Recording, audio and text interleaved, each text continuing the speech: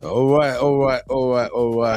Hello, everybody. How you doing? Welcome back, my people. Dr. Adama.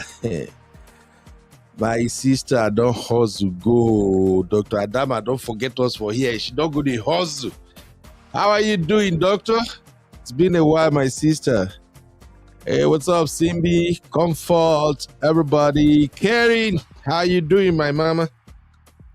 How is Nigeria? Zainab, and of course, I see you, Comrade Luke, and my brother, Netizen Global. How are you all doing? All right. We're gonna have a fantastic show right here.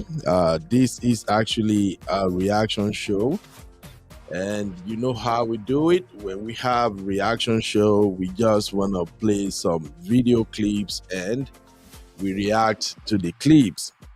Um, this one is interesting because we're going to talk about some of the issues we have when it comes to interracial marriages. And I just want to hear your view. Hey, Sissy, what's up, mommy? How you doing? Sissy, we may possibly we might talk about the Bass Bulls conversation we had in the backstage on today's show. In fact, let me go and find that Bass Bulls video and play it again because I went back again and I went through our chat and I see what our real fam sisters are talking about. In particular, I'm making reference to that video about that lady, the lady that shared her expectations on social media. I'm actually looking at the real farm now. Hopefully, I can find that link. God help me. We share a lot of links in the real farm, and sometimes they plenty. They hard to find which one we want to talk about, but I'm looking into it right now. Hopefully, I can find it. Dr. Adana, no, yes, Adana, not Adama. My sister Adana is the one that shared that content. Where is it now? Do we share this much information in the backstage? I can't believe you said this thing they far like this.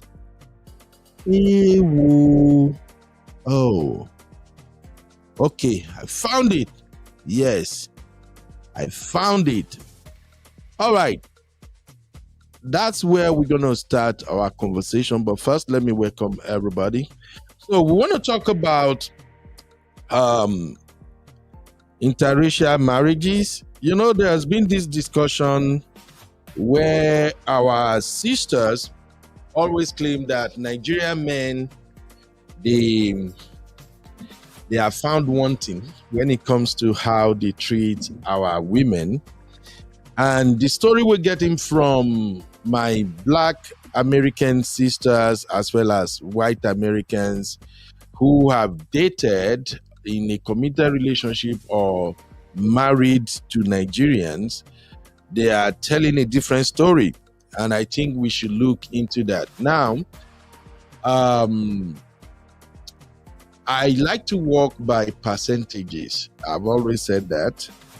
When you have 100, a sample of 100 people, and 90% of the people in that sample are saying positive things, while 10% are saying negative, you're gonna tend to agree with the 90%. So that is the situation here. There is this video, I shared that video in the real fam. That video is actually coming from TikTok. This lady went in on Nigerian men and she stated categorically that Nigerian men are the best thing to have ever happened to her in this dating world. And according to her, there are just a couple of things people should bear in mind when they are in love with Nigerian men. And she said some of the things she learned in marriage, she wouldn't have learned those things if she had not been dating or married to a Nigerian man. So, where is my phone? Guys, you guys should just go with your scam call. All right. So I'm gonna play that, and there is another video of another beautiful Black American sister who actually identifies 5 secrets of marrying a Nigerian. So we're gonna react to all that. Now, let me take off this music so we can start this conversation very, very quickly. But let me start with Very Dark Man Gbasgbos. I saw this video from the Niger Delta pastor. I don't want to mention his name. I'm not a fan. I'm sorry. The man had came back again with some other talk, and this time around he's warning bloggers, threatening them. I will come for you. I'm not the kind of person you slap. I turn my left hand. You slap me, I will destroy you. So don't share about me. Don't post about me. Blah, blah, blah, blah, blah. As much as we want to respect the so-called men of God, sometimes these folks, they are doing too much. So let us start with this so that people can join us in the show by the time we dive into what we are here for. But listen to this, guys. With the same people, they come and beg. So I warn it for the last time. Next one, I know nothing like warning. If you dare it, the young man, I know you. Your father won't beg me. I know your father too. Your mother won't beg me. I will deal with you. Because when I pick and I deal with them, people come and say, why do you go like this? You know, people are always one kind. What some said to be against me, some said to be for me. But those for me are always many. And when I go that time, I'm warning now. So all of you who used to be against me here now, was when I go the other way. Don't say, hey, can a man of God cause people? Will you go and arrest people? Will you go and do this one? Now I'm telling you, you better warn him. So when I go the other way, don't come back. So don't mind this man of God who now use police, use everything to arrest people. Me, I will arrest you. I will lock you up. I don't care. No man of God will pray for you and succeed. Okay. So the earlier you... Don't carry my news. That's what I'm saying. Don't carry. I don't want your news. You will make me popular. You are not... Already I'm talking to the world. Don't carry my news. Good or bad, don't carry it. I don't want you to carry. Don't say I want to. Don't carry. Yeah. If I hear them, don't carry my news. I don't want you. Don't carry. Don't carry news from this church. We are warning that don't carry. Even this one, don't carry it. I don't want you again. You know what they do? They will carry news and incite other bloggers. And some of you in this church, you are part of it. They plant you inside the church. You listen to the message. Instead of getting blessed, you now stay, pick one thing and twist it. Say what I did not say. Or pick one verse, just one part. I heard something one day. I said, wow, took something here, took something and combine it and make it look like that's what I said. Your work to do that. Maybe you met the wrong people. Me, I don't believe in slap me, I turn here. I don't believe in that kind of gospel. My gospel is you before you slap, I slap you. You better ask those who have had it with me. I'm not that kind of pastor who no, I'll fight you. Young man, I warn you for the last time. He thinks he's stubborn, no stubborn. No. Before they see this Niger Delta pastor, don't start.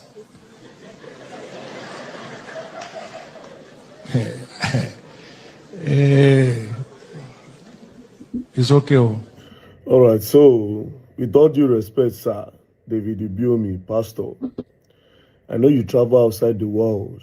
You traveled to different countries of the world.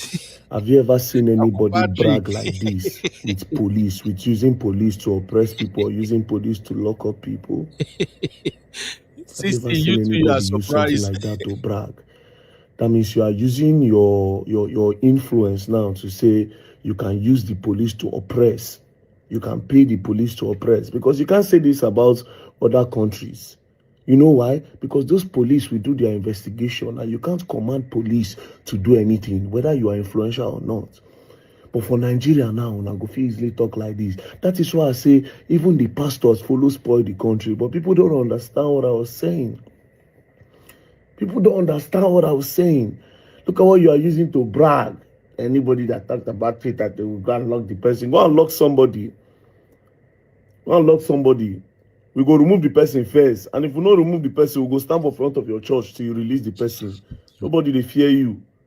Nobody. We don't come up for that. I don't talk and say, in order to liberate that country, we go drop respect. Anybody will no respect himself, will not go respect him. Imagine saying things like this so that we go to fear you. Who are you? What won't fear? Who are you that will fear? Are you not a man? Are you not a human being? Are you not a man? So if you come online and you say something that will deceive the public, you come online and you say something that it will brainwash the public, we should all keep quiet. You dey put your markets online. Do you understand? So everybody, if you put in own ideology, in own thing online as well. So if what you, so it's just like somebody coming online tomorrow to say, if you knock small picking, say you go be billionaires. So many a lot of people keep quiet because now the person talking and the person get right to talk with you won't talk. So we keep quiet. Make them start to knock our small children when our small children grow. You put out a doctrine or a teaching that is contradicting what is in the Bible, we go talk. We go talk. Some say, he talk about me, I use police, I'm not the type of Christian. It shows that you're not even a Christian. Because Christians are Christ-like. There you go. It shows that you are not a Christian. There's freedom of speech, freedom of expression. Provided nobody is defaming you. Do you understand? Provided nobody is lying against you. Say, don't carry any news about me, both good or bad. I arrest it. You can't do anything. You can't do anything. That's my country. That's everybody's country. Don't even bother yourself to try it. Because it'll not be funny. Not if you anybody, I beg. We are operating with the law. We have law in Nigeria. But you saying all these kind of things, it's just a pity. It's a pity that they can use our police in Nigeria to do anything. That's why people like you can brag. That's why the elite can brag. Because people can easily just remove 5 naira, 10 naira and give. They'll do your bidding for you. Can you brag like this outside the country? Do you hear big men outside the country brag like this? Now only Nigeria for civil matter, where they'll carry go court, they'll use police, go arrest person. Now only for Nigeria, civil matter, they go use police, go arrest person. They'll turn out to criminal matter just to satisfy the big man. Which if you say the big man will just go, okay, go court. They'll use police, go pick you just to satisfy the big man. They don't spoil our police, they don't corrupt our police. And you are a pastor. It's a shame. All right. Let's quickly react to that. My time. Let's quickly react to that. Now, I am with Very Dark Man 100% on this one. Shout out to Uncle Patrick. Uncle Patrick said, this is Sorosuke generation. This generation go talk calm. They don't care. And it's true. Hey, my sister Didi. Sister Didi, you don't start. Ceremony. Welcome, Sister Grace. Hey, Sister Yinka, you're welcome, my sister. So we're going to have that conversation we had in the backstage. We're going to have that conversation here today because we're talking about marriage to Nigerian men. But first, to this video, honestly speaking, Nigerian pastors, some of them, they won't cease to amaze me. I just want to say this, even if you me get to see this one, I know send. You know, back in the days when we don't know our right, that's when you can threaten people anyhow. And just like Very Dark Man said right there, if you are a pastor and you put out some content that can be challenged, we are going to talk about it. If you won't go court, may we go the court. Yes. When you put things on public space, you have already opened up yourself for debate. This is some of the things those in Nigeria don't know. And thank God, we have youths that are waking up now, youths that can speak. If you are a pastor and you put out a doctrine or you try to brainwash people by misinterpreting the Bible, we are going to challenge it. We will talk about it. So far, we are not cursing you out. So far, we are not defaming you. As far as what we speak about is the content of your message. Oga Niger Data Pastor, you will do no jack. This is what they do. And I'm surprised a Christian pastor, like Sissy said right there, what kind of pastor is this? What a shame. Even me, I'm ashamed, Sissy. It's a disgrace. As a pastor, if you truly study your Bible and you know what you are preaching, you will not be worried about what people will put out there, because guess what? The truth shall set you free. Pure message don't need any contest. If you preach what is in the Bible, it's going to be the same message across board. The interpretation will be the same. But when you try to use the Bible to brainwash people, your church members may not talk, but for those of us who don't attend your church and we don't even listen to whatever thing you are doing for them, when we see your message online, we will speak about it, sir. If you don't want people to speak or counter whatever you said, don't share it online. It's a public space. You will share your message on Facebook. You're going to share it on YouTube. You share it on Instagram for people to consume. And you don't want them to ask questions. You see what we're talking about? Now, let's even go spiritual. That's why when I said many of these so-called men of God, they are self-appointed. If God truly calls you, God will fight for you. If God anoints you, if God called you to ministry, nobody dare come for you, because God himself will slap their mouth. Yes. Back in the days when we were growing up, you dare not come against men of God. They don't have time to say they won't begin to follow you, go back and forth. When men of God speaks, God will stamp it. But the one you have now, they are hustlers. Not all of them. But especially you see all these top ones that are chasing after jets, after estate, after big auditorium. These are businessmen in suits. These guys are orators, motivational speakers. They don't believe in the Bible themselves. They just came up with whatever they can use to swindle you into believing in whatever crap they want to sell. So, Oga, Mr. Pastor, publish your message. If your message is contradictory to what we were taught in the Bible, we will call it out. My advice to bloggers and content creators, don't attack his personality. Don't curse him. Don't swear for him. No. Any pastor at all that publish their message out there, don't attack their person. Attack the message. Let him come approve. I saw a video that this dude, Fufenye, was that one, that very dark man, have taught a lesson. That guy have not stopped. I saw a video where he brought somebody who they claim is on a life support to his church. Put camera everywhere, and he lay hands on him, and he look up. The next thing, the guy jump up. Yeah. Person where don't die. Person where they die, they go. Person where not even have any clue where in they. You can't heal her within 1 minute. The person, yeah. I'm here. This thing is annoying.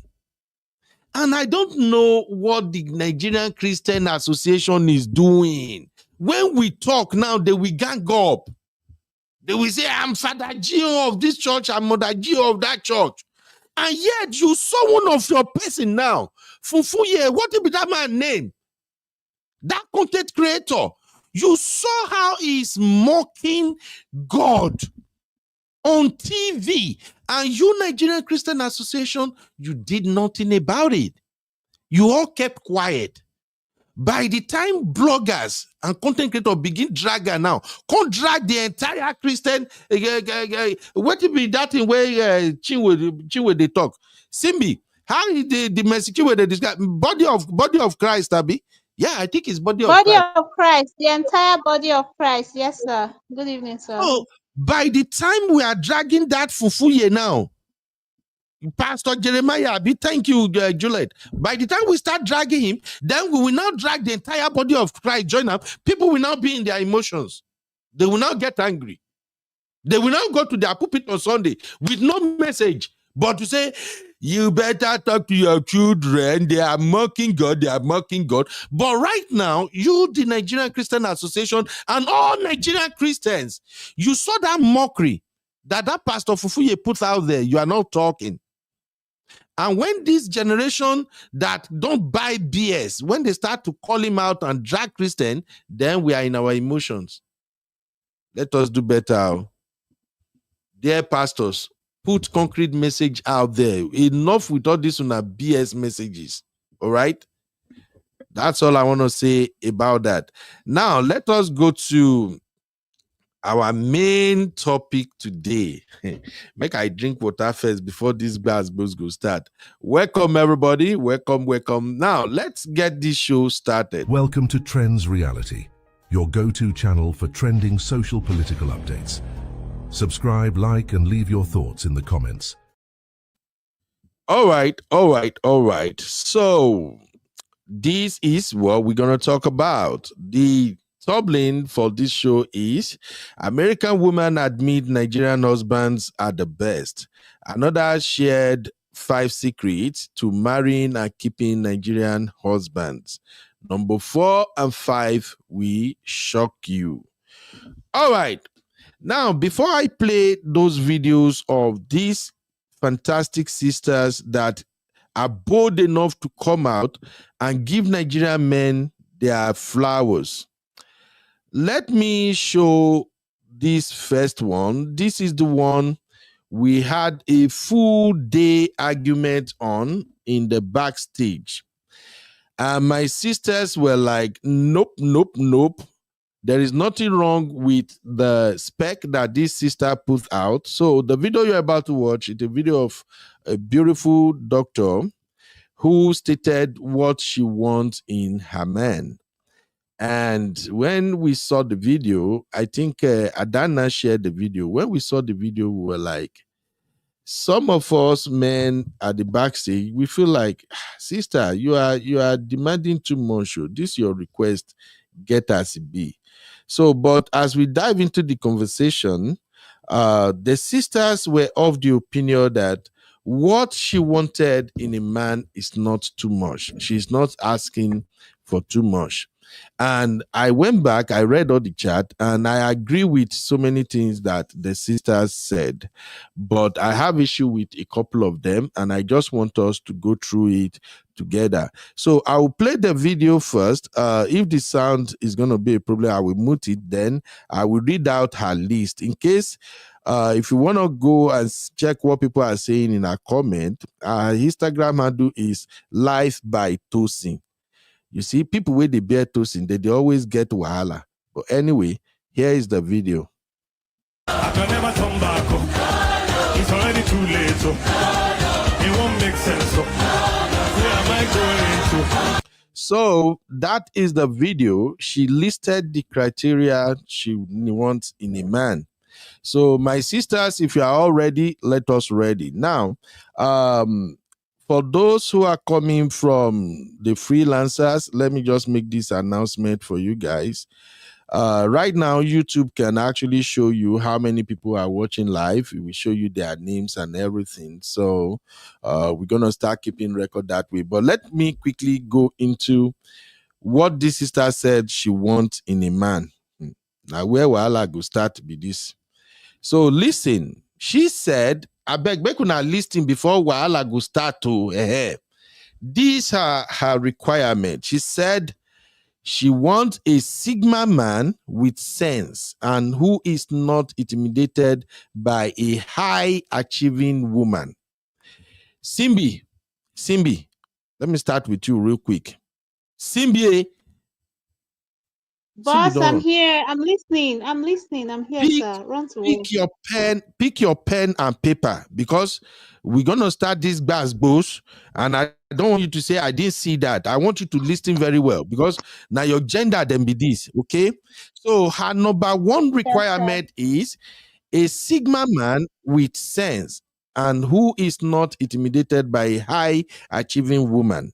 Number two, he must be between the age of 36 to 45. Number three, he must have a working relationship with God, not a church seat woman. Okay. Oh.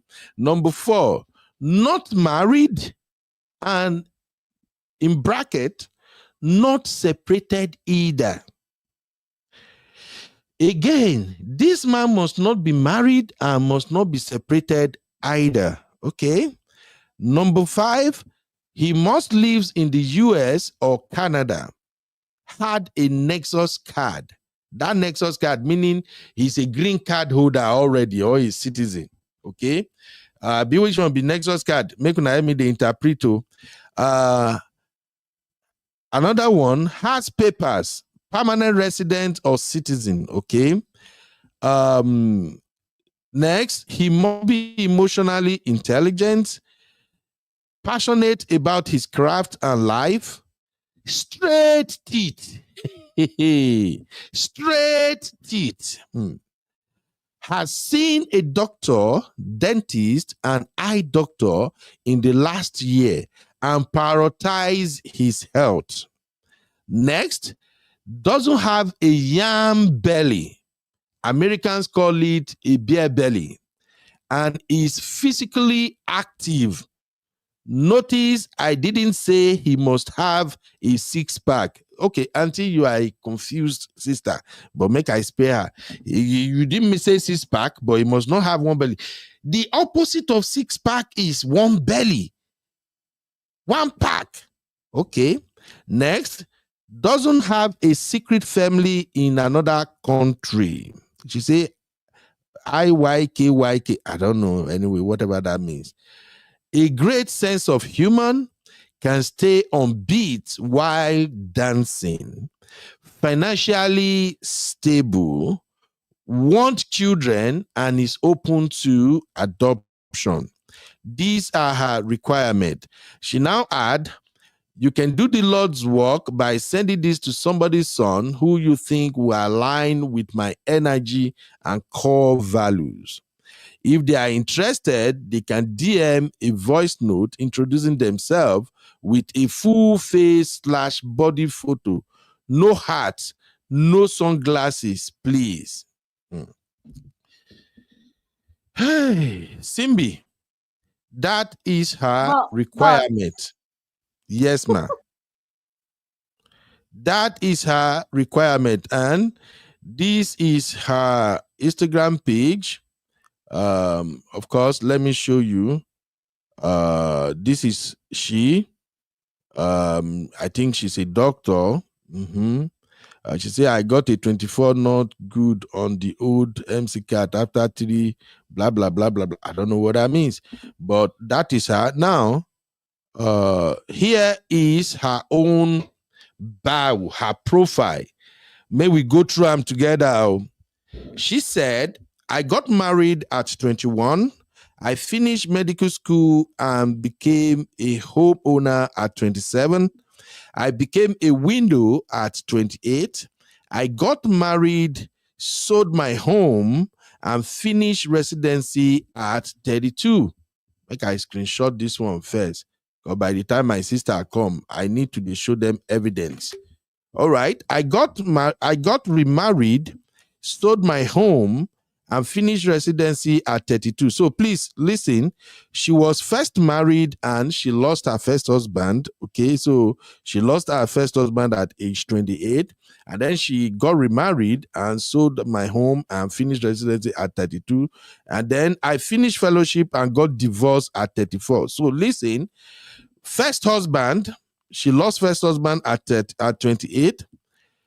At 32, she remarried again.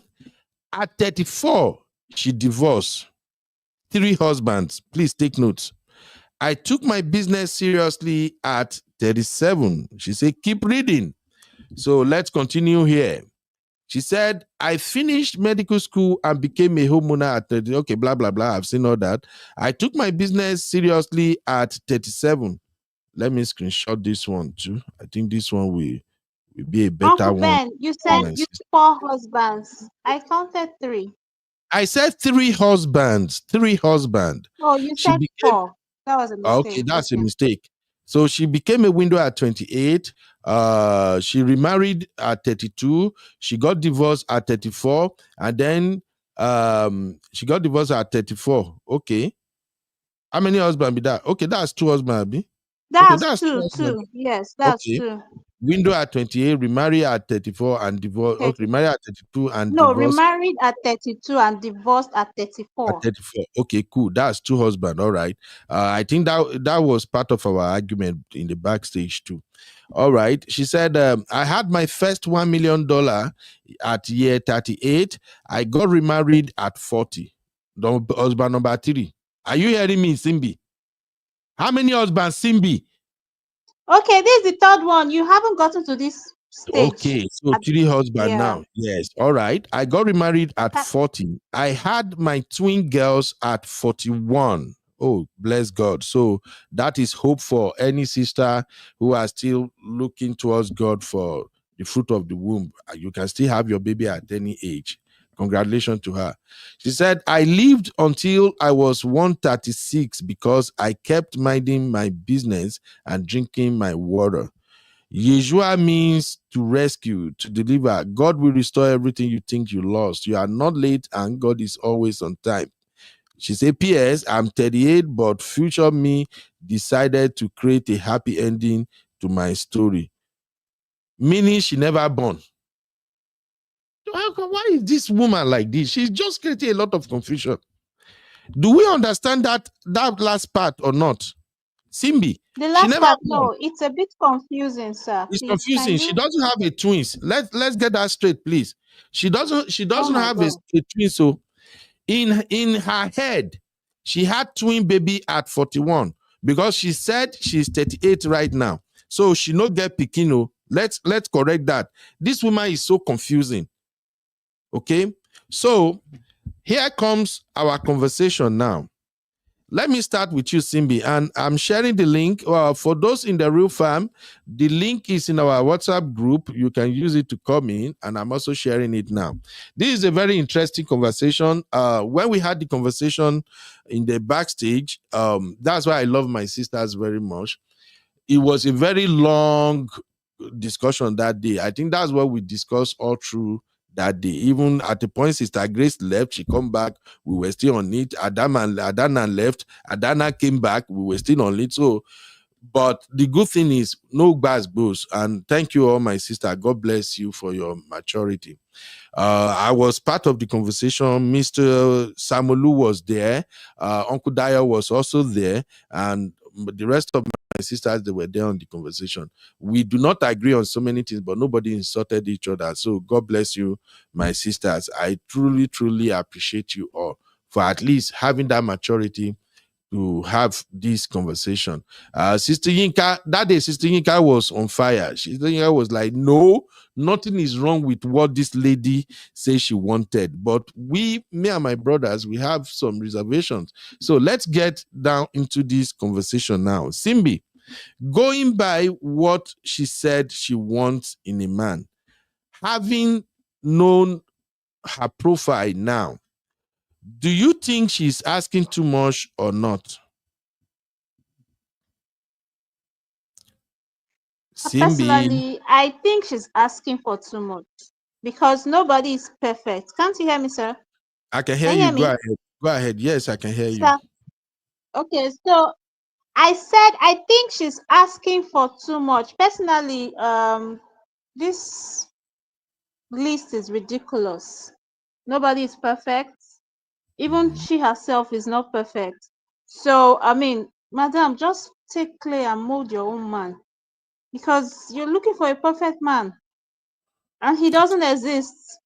There are some things in this list, sir, that I actually agree with, but there are some that I just kind of feel like, I beg what she's saying.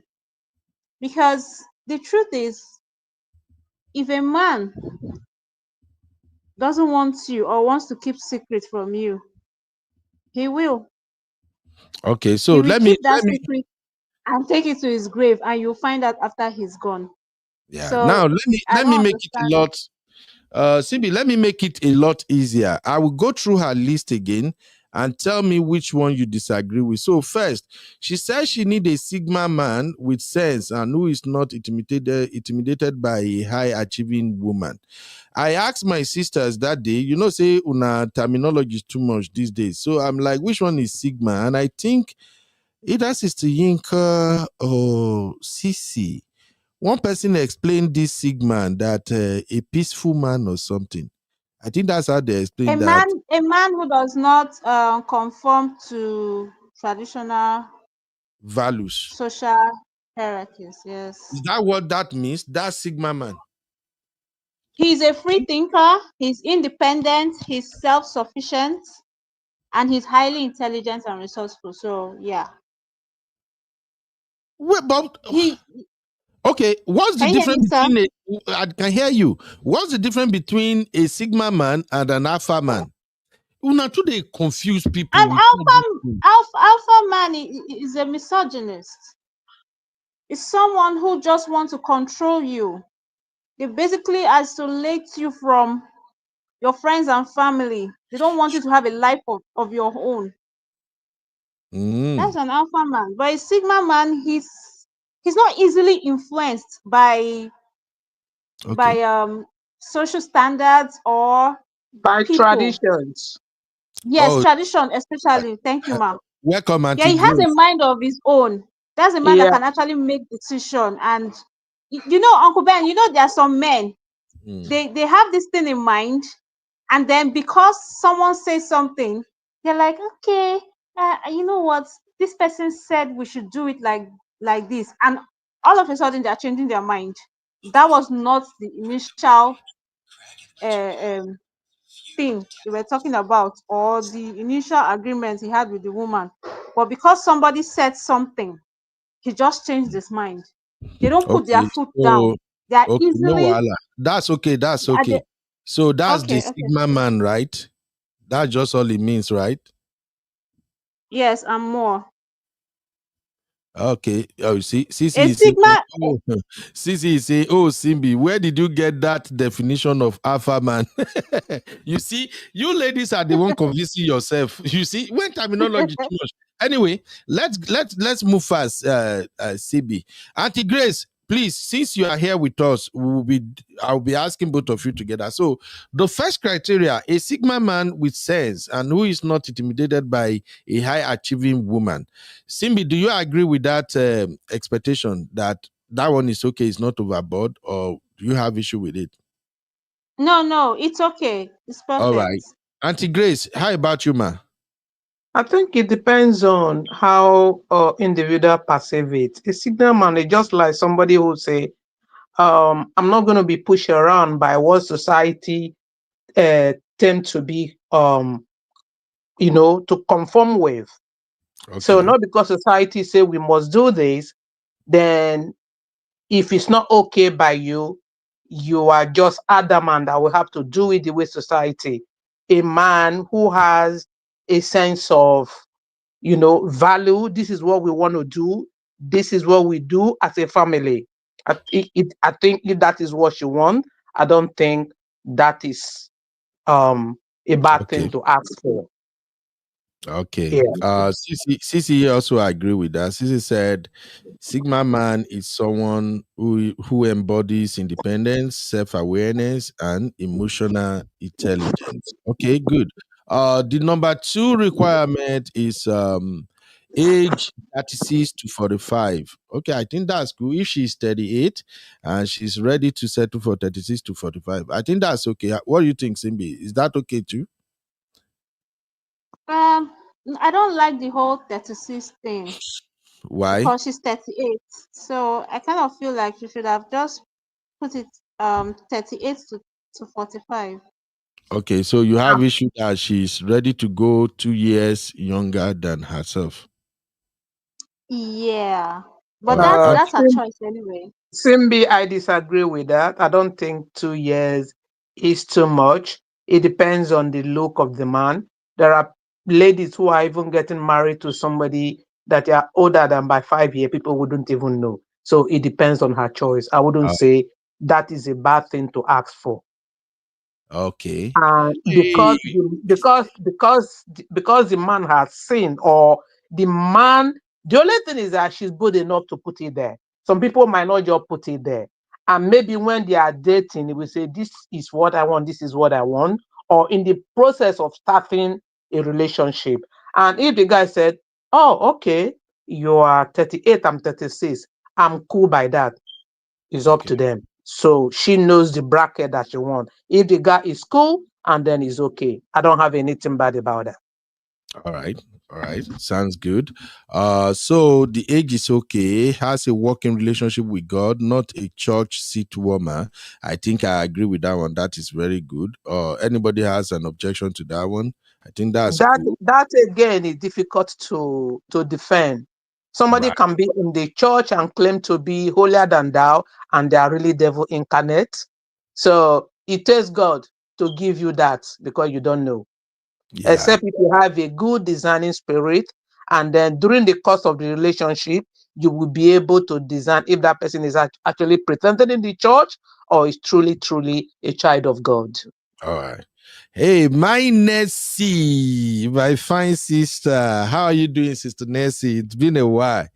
Wow. Welcome, my sister. How are you? All right. So Didi have started with Agbas boost as usual. Didi, you are supposed to go work today. Because I know the other day when we had this conversation, you were missing in action. Even Sister Marius was missing. So I'm like, thank you, Jesus. So Didi have started. Didi said she has the right to make demand for whatever she wants. I disagree, Didi. She has the right, but is it realistic? Don't disagree. She has a right. Okay. That's not to say she will get it. I agree with the right, man, but her demand, is it realistic? It doesn't matter. It matter, auntie. It matter.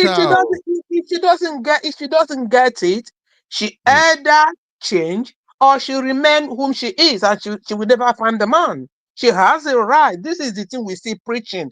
Everybody has a right to how they want to live. And if she eventually gets those things that she wants, to God be the glory, because it is put out there. If she doesn't get it, it's not for you. So she has a right. Okay. All right. Didi said she has gone through 2 experiences. No, Didi, actually 3. Hold on. I'm coming with sister.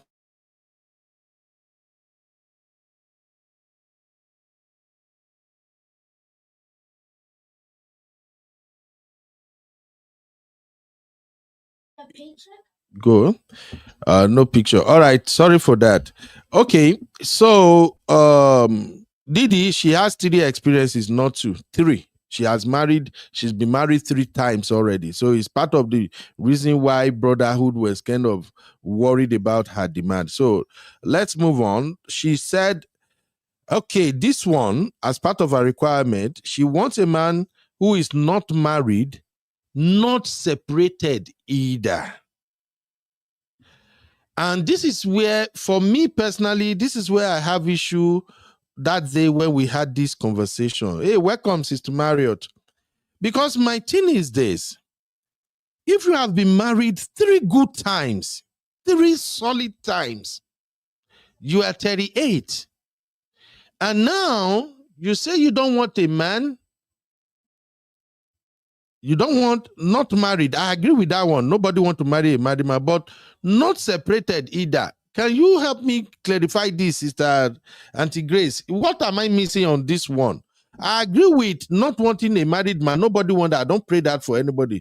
That not separated, could she mean that Okay. the man would be completely divorced or what? I don't get that part. I was going to take it from that angle. When she made not separated, there is no legality of that separation.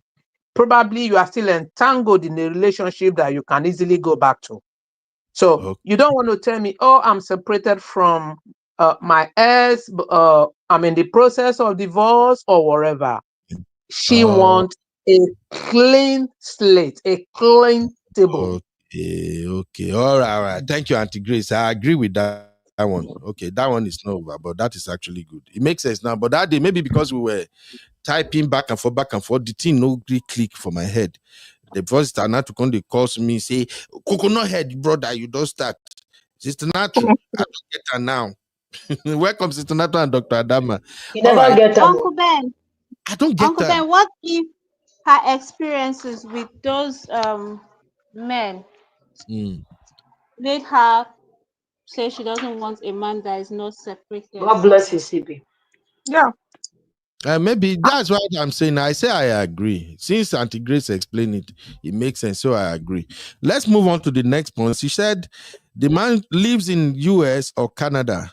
Had the Nexus card. Which one be Nexus card? Anybody in Canada? What be Nexus card? I've never heard that one, but I think I agree with this one. I do advise most sister that find man where you live, because sometimes when you go to this Africa or Nigeria and say you want to go and find your husband, sometimes you will marry somebody who is already married or somebody who is in another committed relationship who is just going to be pretending because they want to come over. So I agree with that one.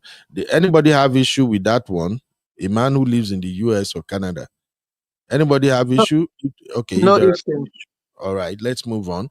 Has papers, permanent resident or citizen? I agree with that one too. That's okay. Emotionally intelligent. Now, except for I know all my sisters here, majority of my sisters are either from Obodoyinbo TV or Man of Prestige. So everybody knows what emotionally intelligent is all about. But for those men, because on this channel, I don't even think I don't tell Refam before. On this our channel, 72% of our audience are actually men. And when I check the analytics, now then they watch our videos the most. So please make una help me, they pity my brothers small. Let's educate rather than attack. Sister Natu, for the benefit of those brothers who really don't know what this emotional intelligence is all about, can you please help me explain it briefly so that at least they will get it? Okay. Hi, everyone. Hi, Auntie Grace. Dr. Adama is here. How are you? Hi, Dr. sister. Hey, my sis. Hi, sister Hey, Natu. sis. How are you? Hey, hey. So, Good so evening, emotional Sister intelligence. Natu. Good evening, sis. How's the work? So emotional intelligence, right? Based on my own understanding, is the ability to be able to understand situations, be able to manage. You understand what I'm saying? To be able to to communicate well, to be able to understand what your partner is going through, show empathy, show sympathy where needs be able to lead. Do you understand what I'm saying? Not control. So a man that is emotionally intelligent will understand that there's a time of the month that if his wife is acting out, it's not her that is acting out, it's her hormones. So instead of fighting her, you say, "Come here, come and sit down." Is it not this hormones that what do you want? You understand what I'm saying? So an Yeah. emotionally intelligent person is supposed to be able to communicate well. He's able to understand. It's not everything that is fight or attack. If your wife complains about everything, you want to attack. If your girlfriends complain about everything, you feel like it's an attack. He's able to listen, active listening. Emotional intelligence require if a person that is emotionally intelligent will actively listen when you're talking. It's not every time like when you're talking, listen to respond. No, listen to that person, soak it in and try to understand what the person is saying. Because honestly speaking, most times when our partners speak, not every time that it makes sense to us. But when you take your time and sleep over it, you're like, you know what, this person is really right. And be able to understand that we all come from different backgrounds. So there are times that people will act in a certain way that will not make sense to, but because of the background that they are coming from, it will add up to you a little bit. Do you understand what I'm saying? I Okay. think I made a joke one time, not a joke, I said it one time. I said in all my dating life, it was only my husband. And I'm not saying he's 100% like emotional intelligent, like he's up there 100%, but he's trying. But there was a time that I said, okay, all my dating life, it was the only person that understood that if a woman is going through her cycle that time of the month, she have problem with hormones. Matter of fact, I had a boyfriend that broke up with me because my hormones were acting up and I was being crazy over something, and he was like, I can't deal with this, and he just I left. know. So I I'm know. not joking. Even tell us. I know. So there was a so when me and my husband started dating, and we were I forgot what happened, and he said I was just going off, and it was not making sense to him, and he said, "What date is it today?" Whoa, he told me outside. I said, tell those your hormones, I will deal with them. Oh, I started laughing. I'm like, hold on a second. So this guy knows what this thing means. You understand what I'm saying? So Okay. emotional intelligence like encompasses stuff like that. So you being able as a man be able to lead, understand that if you need your woman's feminine side, your masculine energy has to like kick in and do the thing. Let me tell you, feminine energy only kicks in when the masculine side is active. Okay. You Thank you, understand sister. what I'm saying? So that's my own So understanding. so in a nutshell, for my brothers who might get to see this, in a nutshell, being emotional intelligence means that you should always consider your woman or your partner's emotions. When they do some things, try to Not pay even your attention. partner, but be able to manage both emotions. You understand what I'm saying? There are times that she might be getting on your nerves, but be able to handle yourself well and understand that maybe it's not this person. Maybe this person is reacting from trauma. Maybe it's that time of the month. Maybe the person had a bad day. You understand what I'm saying? So All be able right. to manage emotions on both sides. All right. Thank you very much, Sister Natu. Ability to walk away from problem when it's not necessary. You can diffuse it. You can walk away and come back and address it later. Communicate well. Okay, so a man should know The how to ability to manage. take correction too. The ability to take Okay, correction too without feeling that your character is being being picked on or being judged. assassinated. So that's another Yeah. way of emotional intelligence. Yeah, assassinated or Intelligent. stuff like that. Yeah. Okay, Emotional intelligence is very broad. Uncle Beno, it works on both sides, not just on a man. Okay? Yes, I agree with you, Ma. yeah. Yeah. The reason I just want us to explain is because since I discovered that more men watch videos here, I just think that we should be explaining these things so they can also grab it. Because me, if no be for Auntie B show where they go, I don't know the Yimbo or grammar when they take about this thing. And once I dey hear grammar, my brain they do bang bang bang bang bang bang. So I know there are other brothers out there like me. We be say once you begin to blow out this grammar, we just like okay, una don't start. But anyway, thank you for explaining that. I don't have issue with emotionally intelligent. And shout out to my Adana. Adana, the troublemaker. Adana is the one who started this trouble, and she's here now. But thank you, my sister, for bringing this up. It makes sense. So her next requirement is the man must be passionate about his craft and life. Okay, I don't have issue with this anyway. So far, she accepted the man craft the way it is. Then this one, next requirement, straight teeth. Straight teeth. Can somebody explain what this straight teeth is all about? See, Dr. Dana, this straight teeth, what is she trying to insinuate here? Somebody say, oh God. He's trying to say make sure it could be anything because straight things means that you go to the dentist, you get your oral check done. And Mhm. the only thing I don't see in that list is, and I saw Simbi wrote it down. Yes, your hygiene is very important, and you smell good too. So that could mean anything because some people do have bad breath. And given that my job, I do smell breath a lot. Yes, All straight right. things So straight is teeth. important. Okay. Okay. Thank God she knows say super white teeth because that's another thing that is raining now. Okay, this Uncle one, Ben, his teeth must not be crooked. what define crooked? What is crooked?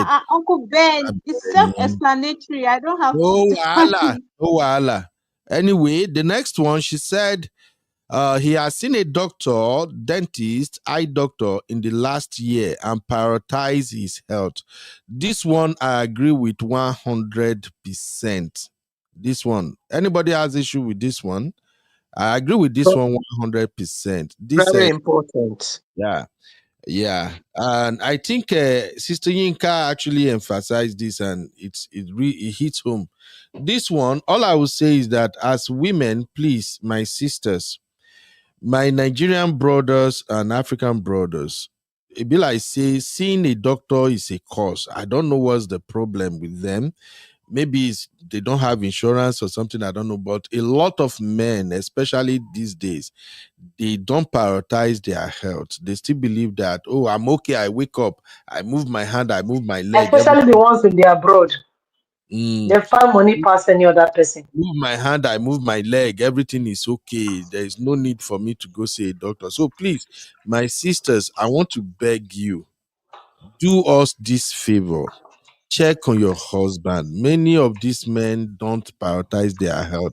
Some of them have not checked their what is happening to my screen? Make I add this one. Some of them they don't even check their blood pressure on daily basis. They don't do nothing. Only until when they broke down and the matter is already out of hand.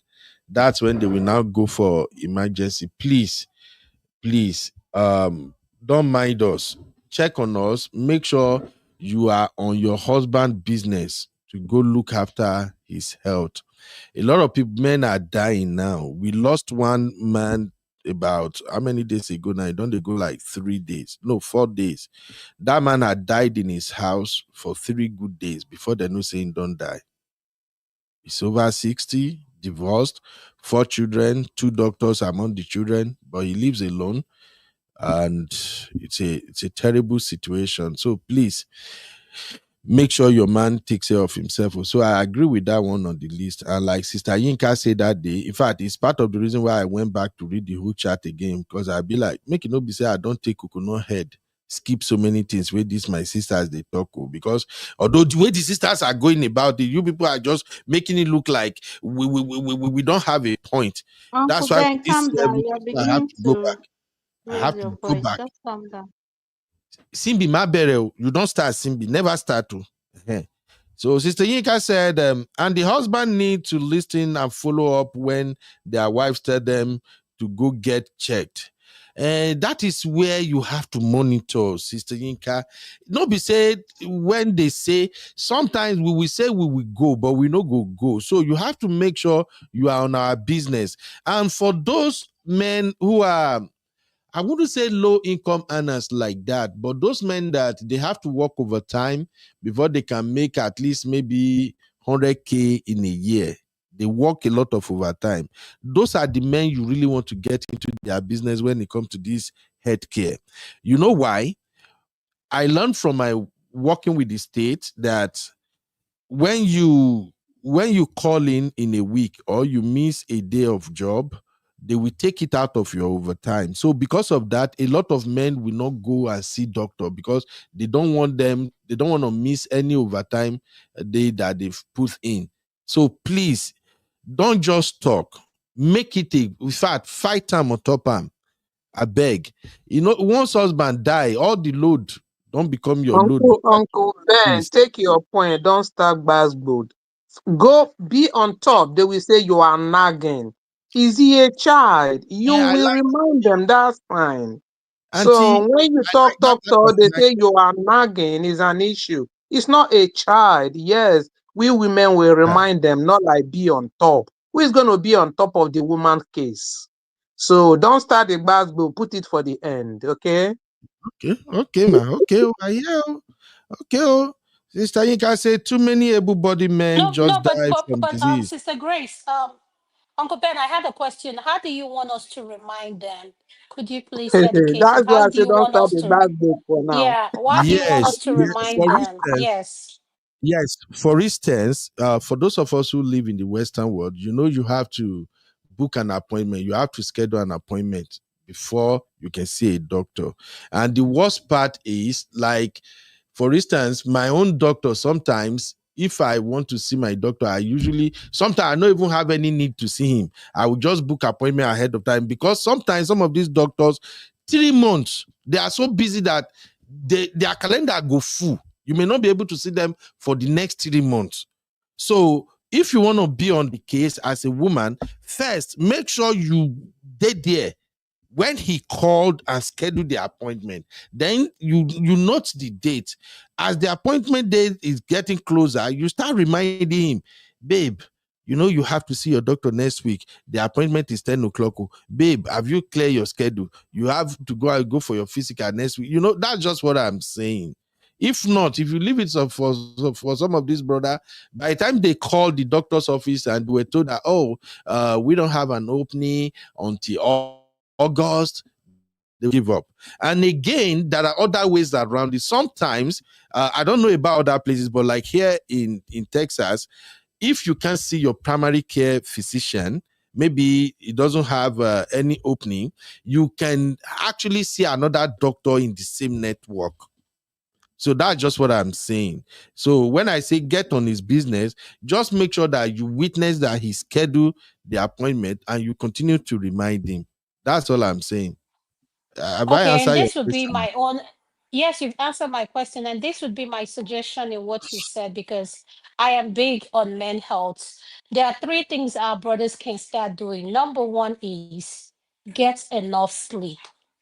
Get enough sleep, please. When I say sleep, make sure your mind is shut down like you are sleeping, and Mm, drink a lot of water. Please mm, drink, stay thank you. hydrated because the summer is coming in, and exercise. Exercise at least 3 times a week Yeah. for 30 minutes. And another thing is portion control. Dr. Adama, you are breaking. For Control this important topic, you did break, Dr. Adama. No break at all today, Dr. Adama. control your Eh. portion and how much you Dr. Adama, it eat. be like say they talk about food. You can't be coming home Dr. Adama, you are breaking in and out. Okay, with is for it us me? to approach this thing about young men. Can They anybody hear they Dr. too Adama? Me, I know the sleep. hair. No, no, Lack We of she's can hear sleep. breaking. She's her. breaking. I cannot Oh, hear can you her. hear me? Dr. Adama, She's you are breaking breaking up. in and out. Yes, maybe You're you will breaking just up, exit ma'am. and come Can you back. hear me now?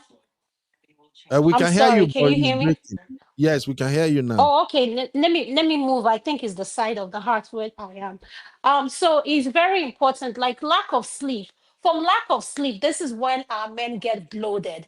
From lack of sleep, you can have blood pressure. So many things, not getting enough sleep.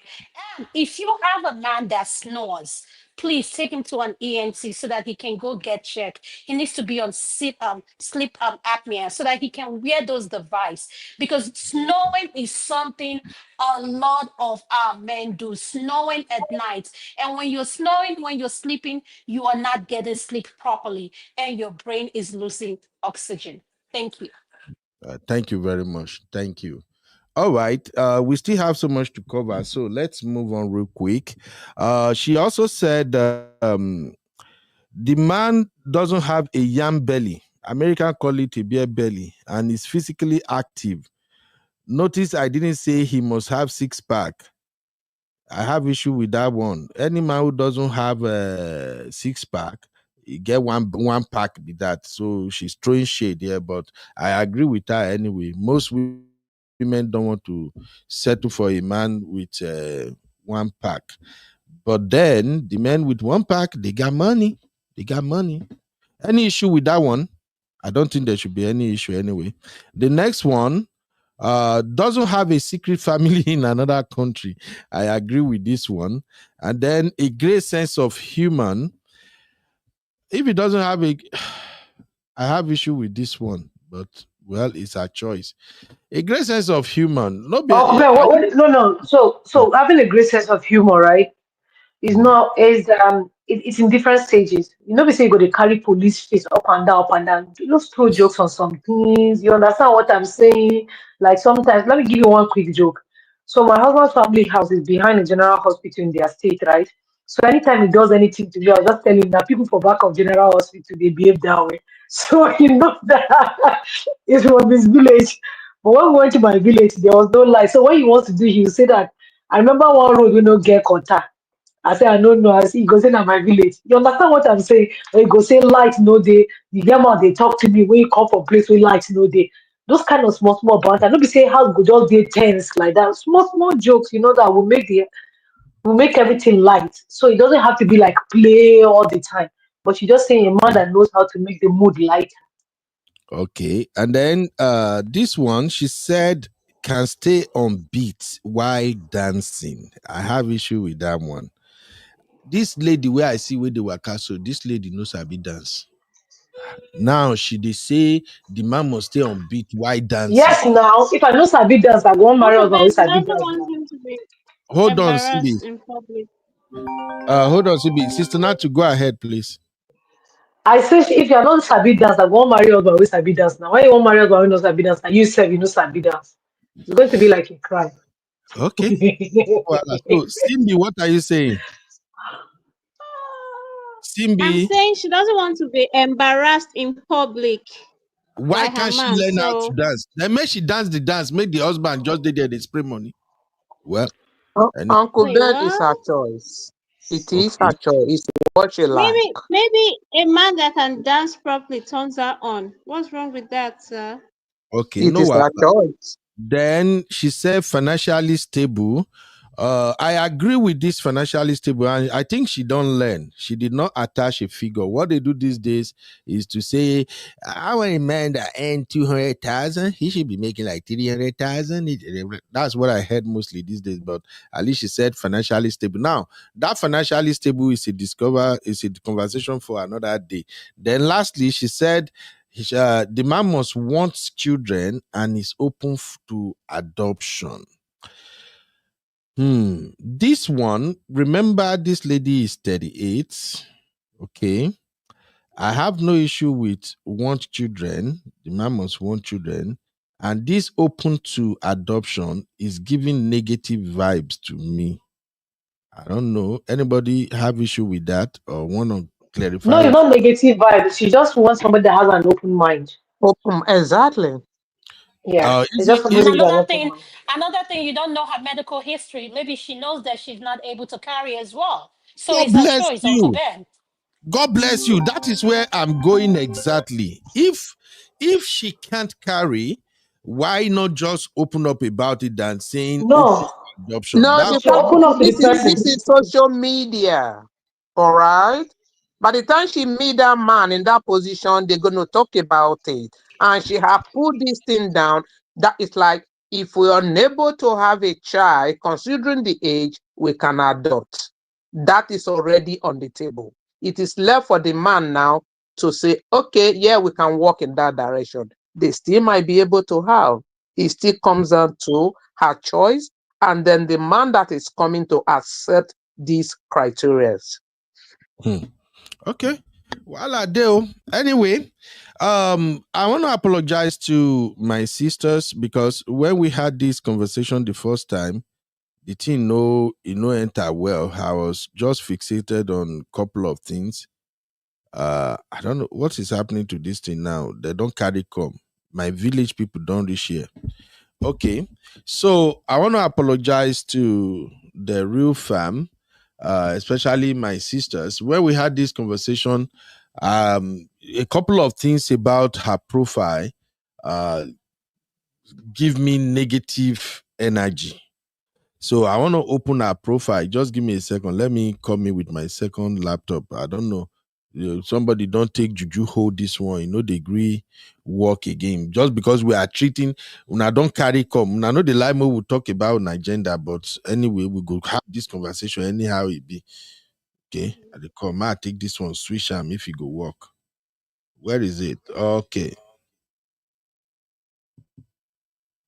Ile no to ṣiṣẹ́. This one work. All right. Thank God. Wahala deal. So, my real fam sisters, I'm so sorry. Can you guys see my screen now? Hello? Yes, sir. Yes, sir. We Be like can Yeah, that. see it. Yes, yeah, sir. we can. Yeah, we can. Okay, una see the list where I share, right? Yep. Okay, so let's talk about this her profile. Please understand though, like I said, I already don't apologize. So I apologize for the way we dragged this all day long that day. But the reason why we were dragging it is where we are getting to now. On her profile, she said, I finished medical school and became a homeowner at 27. I have no problem about that. She's just letting the man know that she's good. And then she said, I became a window at 28. Now, may the soul of her husband rest in peace. This can happen to anybody at any time, but may God protect everybody. I have no issue with that. She said, I got remarried, sold my home, and finished residency at 32. Then she said, I finished fellowship and got divorced at 34. So her second marriage, after the unfortunate situation, crashed within 2 years. Red flag number one. I am not blaming her yet too, but a marriage, you divorce within 2 years, what were you doing? How did you pick this man that you have to divorce within 2 years with all the qualification where you get? So these are the things me and my brothers were looking at that day, and that is why we were going back and forth. So next she said, I finished fellowship and got divorced at 34. And then she said, I took my business seriously at 37. So she was single for another 3 years. And then she said, I had my first 1 million at age 38. Good. And then she said, I got remarried at 40. Now, this is where the confusion day. This lady never married because she says she's 38. And now she said, I got remarried at 40. I had my twin girls at 40, at 31. I live until I was 138, the Lulu land. And then she said, P.S. I am 38, but future me decided to create a happy ending to my story. So the way she put it, that day when we check it out, I did not really see all this. I didn't saw all this the way she put it now, because in my head I thought, oh, okay, you already have 3 husbands, 1 late, then you'll be married twice and divorced twice, and now you have all this specification. But now that I read it again, I now see that she was only married twice, not 3 times, and then she got divorced at 32. But now, for a woman who is 38 and listing all these requirements, we were arguing that day that these are unrealistic expectations. So, do you agree that there are some of these are expectations that are unrealistic or not? Let's start with Auntie Grace first. Auntie Grace, do you agree she has unrealistic expectation or not, ma? Auntie Grace, Um, I'm sorry to interject. Uncle Ben, did you say she married twice or 3 times? Like, how many I times did think she get married officially? Is it not 3 and lost 1 and two. divorced 2? Two. She married Huh? twice. The way she put it there, it sounds like 3, but in reality, it's 2. How She is she it was 2? a window at 28, and then she remarried at 32 and got divorced at 34. And Uncle Ben, please, I'm sorry the to one she interrupt said, you. I Sister got is asking remarried for at the 40. link. Okay. So, Sister Adama, Okay, yes, it's 2. it's It's 2. actually It's 2. twice. It's 2. It's Thank you, 2. sir. Yeah. It's No, 2. but this was part of the confusion that day. So some of us, especially me and my brothers, we are thinking you married 3 times already, and now you have all these conditions. But now when I look at it, it's just 2. But then there is still an issue. She's 38 with all this spec. How many men out there can meet this spec? And how many of them are in her circle? One of my argument that day was that if she is a doctor and she's looking for all these specs, she should have found that person already. There's no need of coming to social media and make this announcement. So if she can't find that man in her circle, something is definitely wrong with her. That is my take. It's open for discussion before we move on to the next topic, man. Anybody want to counter that? My take is, If something is not wrong with her, there is no need to come and make advertisement on social media. As a doctor, you are in the circle of this kind of men already. Why you no see them there? That you now have to come to social media and just throw your net, hoping it will catch one fish randomly. Why? Uncle Beno, I don't think there's anything wrong with that. We have gone through, if you see the Basbo the day we're having this conversation, it was more heated up than it is now. The way you ran it down, we see that there is nothing that is really outrageous from what she's requesting. It boils down to, will she see the person? If she doesn't see the person, either she make an adjustment or she remain her single life. It is her choice. And towards the end of this write-up, I don't think it's even a reality. It's like something that she's like, this could happen to somebody, or it could have happened to somebody. Except somebody is telling you that I know her before. I don't think this thing is a reality. It's a write-up, is a content that somebody is creating. And people are carrying it, and then she's actually dragging the audience. Okay? People are talking about it. How she talks about being 40, 41. And at the end of it all, she said, I am 38. I think there's a place down where she said, whether this is not her, is something that she's thinking, like futuristic. I'm not sure. If you read down. Yeah, I read it where she said she's 38 and she wanted her story to have a happy ending. Exactly. So I think it's something that somebody just like, imagining to get audience or something like that. At the end of the day, I don't see anything that she has added that is actually wrong. Say, for instance, it's actually real. It could be as a result of what she has gone through in the previous relationship. And then she now say, okay, the one that is late, unfortunately, that happened. Then she divorced after 2 years of marriage. What are the things that she didn't do right? These are the things that I didn't see before I went into it. That's why she putting them down. If eventually she find that person, good luck to her. I don't see anything wrong at all with what she has listed. And I am so happy the way you just atomize this thing and you see that the backbone is much more less than what it was the day we were looking at it. You understand? So I don't think this is actually a real person story. It looks like imagination. So I don't see anything wrong with it. If somebody actually come up with this story as a person story, I don't see anything wrong with it. She's not asking for too much. If she find them, good luck to her. Yeah, thank you, That's Auntie my Grace. own take. Thank you very, very much. All right, let's read some comments and then we move on to the next one real quick. Sister Mario says, what does doctor have to do with this? Why do you have this kind of feeling towards women? No, it's not feelings towards women. No. I'm just saying generally the way we reason as men. And these are some of the salient questions you don't see out there.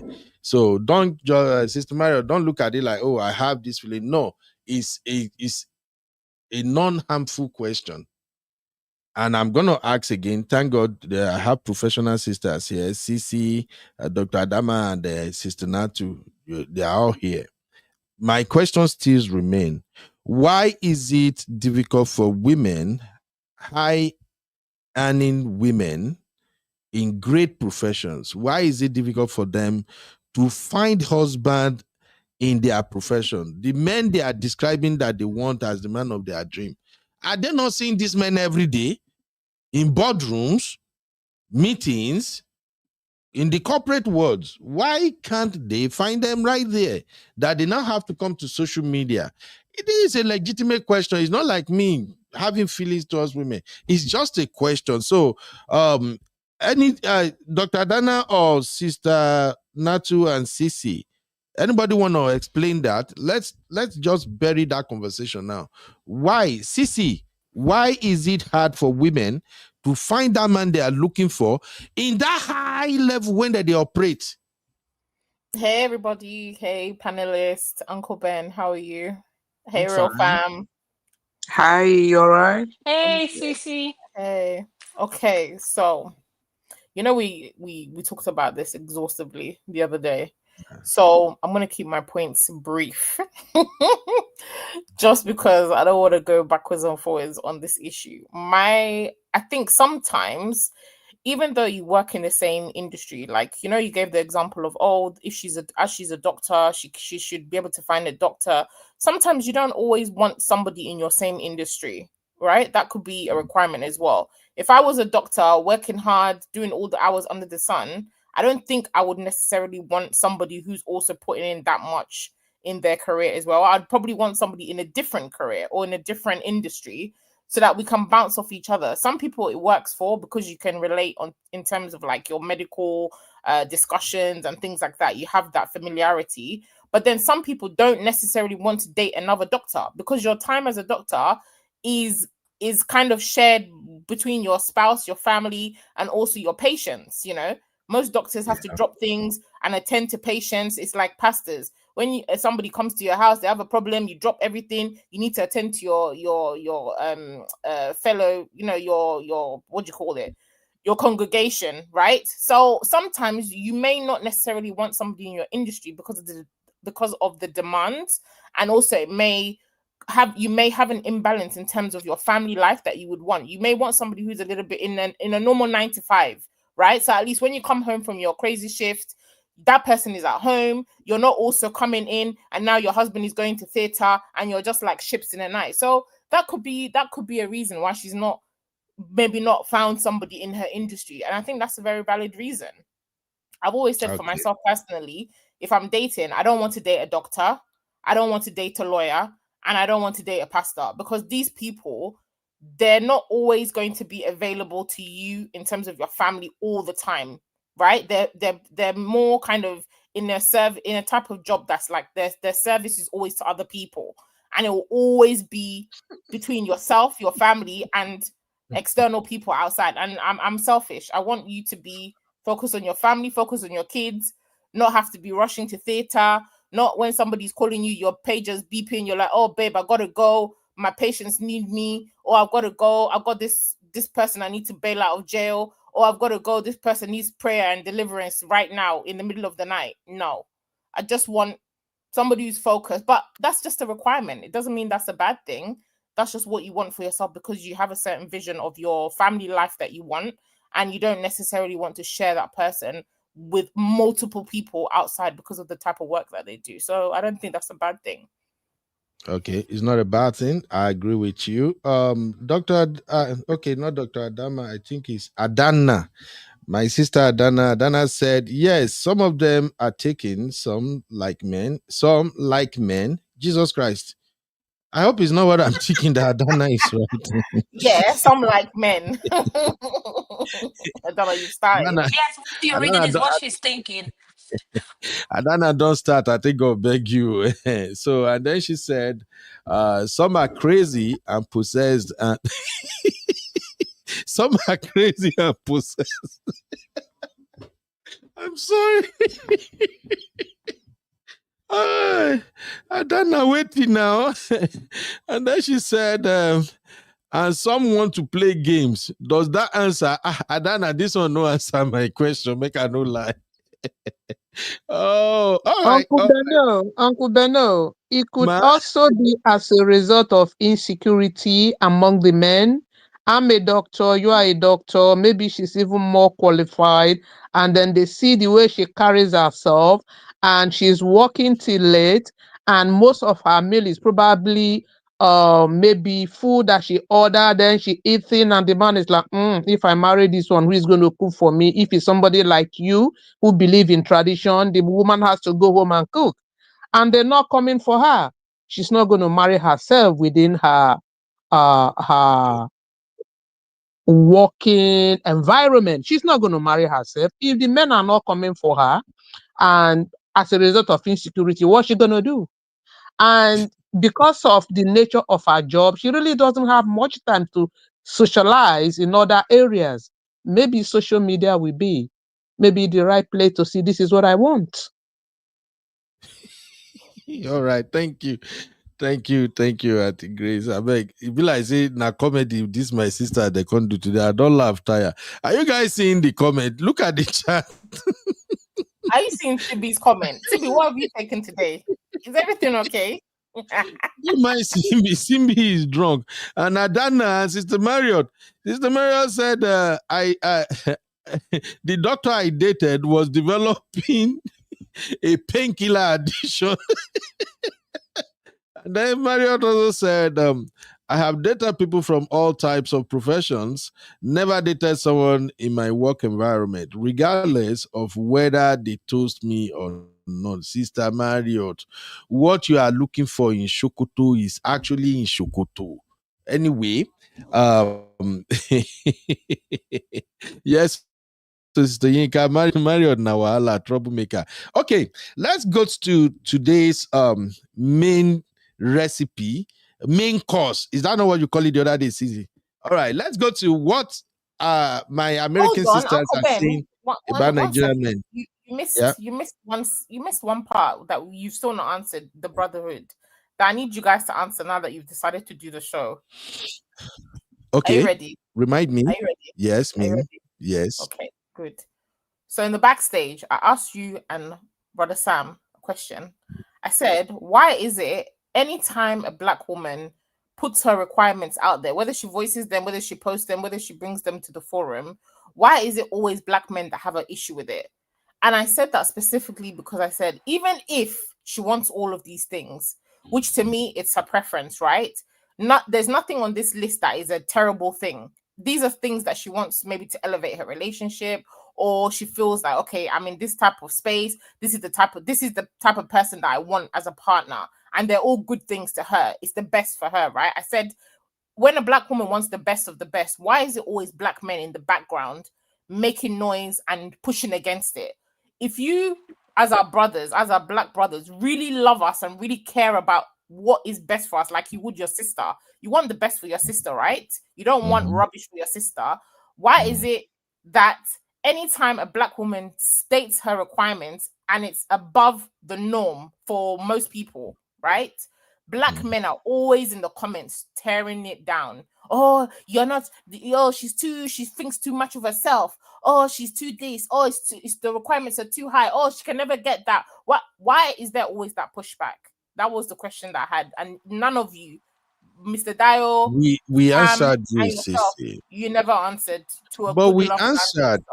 But We can I answered. say, can I say something to what Cece just said? Because Cece just made a powerful statement. Go And to ahead. answer your question, Cece, the truth is black men have been taught that they are the only one that have a right to make demands for their wants and needs, while women, we as black women, are supposed to submit to those demands and what we're not entitled to have any demands or require, like, that is just the truth. And for African men, it's even worse. Is even worse. So I support what you say. Yes, I support what Cece say, because why is it that when a black woman, just like you asked that question, why is it so hard for professional women to find someone to date? Because you know why? How many men can handle a woman that is financially comfortable with who she is and not threatened by anyone? How many men We, can handle that? Let's be we can realistic handle here. it. We can handle it. Real men can handle any woman. It doesn't matter. Real men. Can Real. I say something? Can I say something? They Go can ahead. handle it. They can handle it, my sister. The problem is they don't want to listen. Before they listen, they make up their mind what they want to say.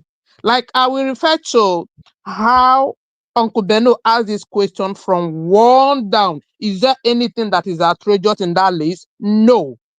Because immediately they saw that list, they made up their mind. If from a black woman, is this, is that, is Exactly. divorce, they don't Exactly. listen. They don't Exactly my point. reason. If they take time to listen and address it, they see that there is nothing outrageous about it. They need to Okay. listen more. Okay, let me try to answer it this way. Shout out to my brother Samulu. Samulu is here, and I think based on what Sisi is asking, I remember this vividly. We answered you, Sisi, and these are some of the answers we gave that day, like Samulu is saying right now. What she put out there are very unrealistic. Now, why we dey vex? Now, on my own side, I can answer you this way, Sisi. You see, when a woman puts her specs out there on social media, we black brothers, we try to match what she's requesting with what we can provide. It's not like maybe we have issue with, we don't. We just try to see that this thing you are requesting, this thing you are demanding, that this is what you want in a man.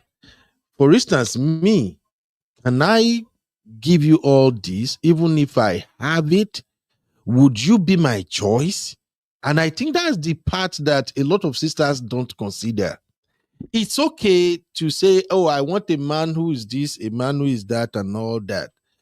But how many of those men are available to provide those things that you listed? And Uncle that Doesn't Ben, is matter. how It many. doesn't matter. If you Uncle Ben, can't give it, it's not for you. Uncle Ben, exactly. You're missing. I feel like the brothers are missing the point. My point is, why is it as soon as if somebody says they want something that is gonna be beneficial to them, to their life, right? If us as a people we're trying to be united, let's just look at it like that in terms of that mindset. If I want the best for my neighbor, for my brother, right? And as a black people, we say, you know what? Our women who are out here educated, smart, successful, beautiful, right? They're killing it in their field. These women come out and say, you know what? I want a particular type of man who's the best of the best, right? Why should you? I'm not talking about you, Uncle Ben. I'm saying you as a masses, as in black men. Why is it that your immediate response is, you said it yourself, it's an unrealistic expectation? Why can you not just be on board to say, okay, my sister, go for it? Tosin, go for it. That man is out there for you. You will find that man. Why is it always you men look at when black women want Because something for ourselves with a scarcity mindset for us? You put that on us black women. It's not because But you cannot Sisi, achieve it. It's because you men can't meet up and you're insecure. yes, but Cece, the truth is this: there is a stigma. I've said this before for black women. Once you're divorced, you're not in a stable relationship, they will pick on you. Then add a good career and financial stability to it. Oh, you're not wife material. They will tell you hands down that you're not wife material. But no, Okay? this is the no, problem. Just the problem. no. White Uncle Ben, women, Uncle yes, Ben, that's why you say no. Uncle Ben, Because that's a that's woman who's what you hold ladies on, want to believe that it is. a But that's woman not who's what it married. is. Have you checked the credentials of the woman who's married to Jeff Bezos? That woman is divorced.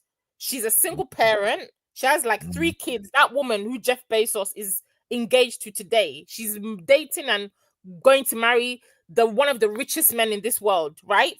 That woman was a single parent. She's divorced. She has 3 kids. I don't see white men under their comments or white people in general. No, she's not, what do you call it? She's not, she's hit punching above her weight. This is what I'm saying. Our mindset for ourselves is always to tear down what we want for ourselves that will elevate us. We always want each other to be on the bottom of the barrel. Anyone trying to climb up, we want to pull that person down with our mindset and our negativity. Just like I'm saying, if my sis Adana says, babe, I want to go for this guy's got all these credentials, and she meets up. I always said, if you want a specific type of man, make sure you as a woman, you're also meeting up to that standard. I wouldn't support a sister who's working in McDonald's and saying, I want a Jeff Bezos billionaire. Sis, do your work, right? I'm talking about we're on the same level. Why is it when this woman is a doctor, she's worked hard, she's educated, but people are tearing her down that she has unrealistic expectations? But white women don't get the same energy from their white men. Chinese people don't get the same energy from their men. Indian women tells don't you get they the same don't get energy. the They same? don't get the same No, energy because they're always No, they talking don't. about They don't, Uncle, no, Let him Uncle Ben, Sissy, speak. let Yes. us. Uncle Ben, please, can we have realistic conversation? It's Thank not We a are you. fight. having the What Sissy conversation, is, but no, you no, guys don't Uncle want Ben, me to explain no, now. this is what you do. This is what you do. I just want to, with all due respect to you, okay? When we Okay. come to this platform, we are supposed to break things down, push back, support. You don't have to agree with what Sissy is saying. But as a But black I'm woman, trying to and as Sister explain. You Nato, guys don't let me hold on explain. now, hold on. Let me explain now. Okay, I'm we explaining. agree. As a black woman, and as a doctor, I'm speaking to you. One of the most people that criticize me up today are black brothers, African black Thank brothers. you. Thank Okay? you. Okay. Just support her, show up, even if she has unrealistic expectation. Why do you guys have to be in the comments shouting it for everybody? She has unrealistic expectation. You're always in the comments pulling us down as your sister. Yet black women are always supporting and championing black men, even when you guys are not even championing us. This is the wider conversation that I want us to try and have. Even if you see a black sister doing something that is you feel as men is unrealistic as black men, bloody hell, just get behind us and support us in front of other people. Just support us. Support us in our Okay. delusion. Support us in our unrealistic expectations, as you guys call it. If it's not harming us and it's for the best for us, why are you guys so against it? Why do you feel like it's your moment to humble black women? Which I feel a lot of black men always want to do. You always want to have your opportunity to humble a black woman. I'm not saying you, Uncle Ben. I'm talking about black men, just the majority, because if you go under the comments, it's 99% black men that have a problem with what this woman is saying. Why? Can I Why? talk now? That's it. Can I talk now, or I should just accept it and No, we move please. on? No, talk. Okay, I accept everything you guys say. Let's move on to the next one.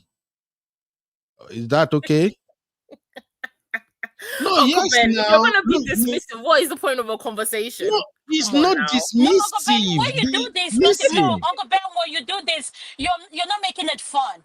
You're the only man here. Your because brothers you who don't let are me in the comment talk. section. No, we are going to Listen, talk. All we're you saying is guys that don't we'll even let push you us talk. back. This is talking, you are talking. If I try to explain, you say, no, no, no.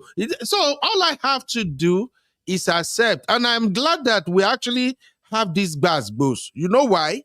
I'm about to play the videos of these Black American sisters now and what they are saying about African men, Nigerian men in particular. And hopefully people will learn from it. These are like the usual situation that we used to have. Even me personally, I'm going to be honest with you. I'm open, very conversational. I don't even get angry with conversation. Maybe that's why I was able to be married for this long self.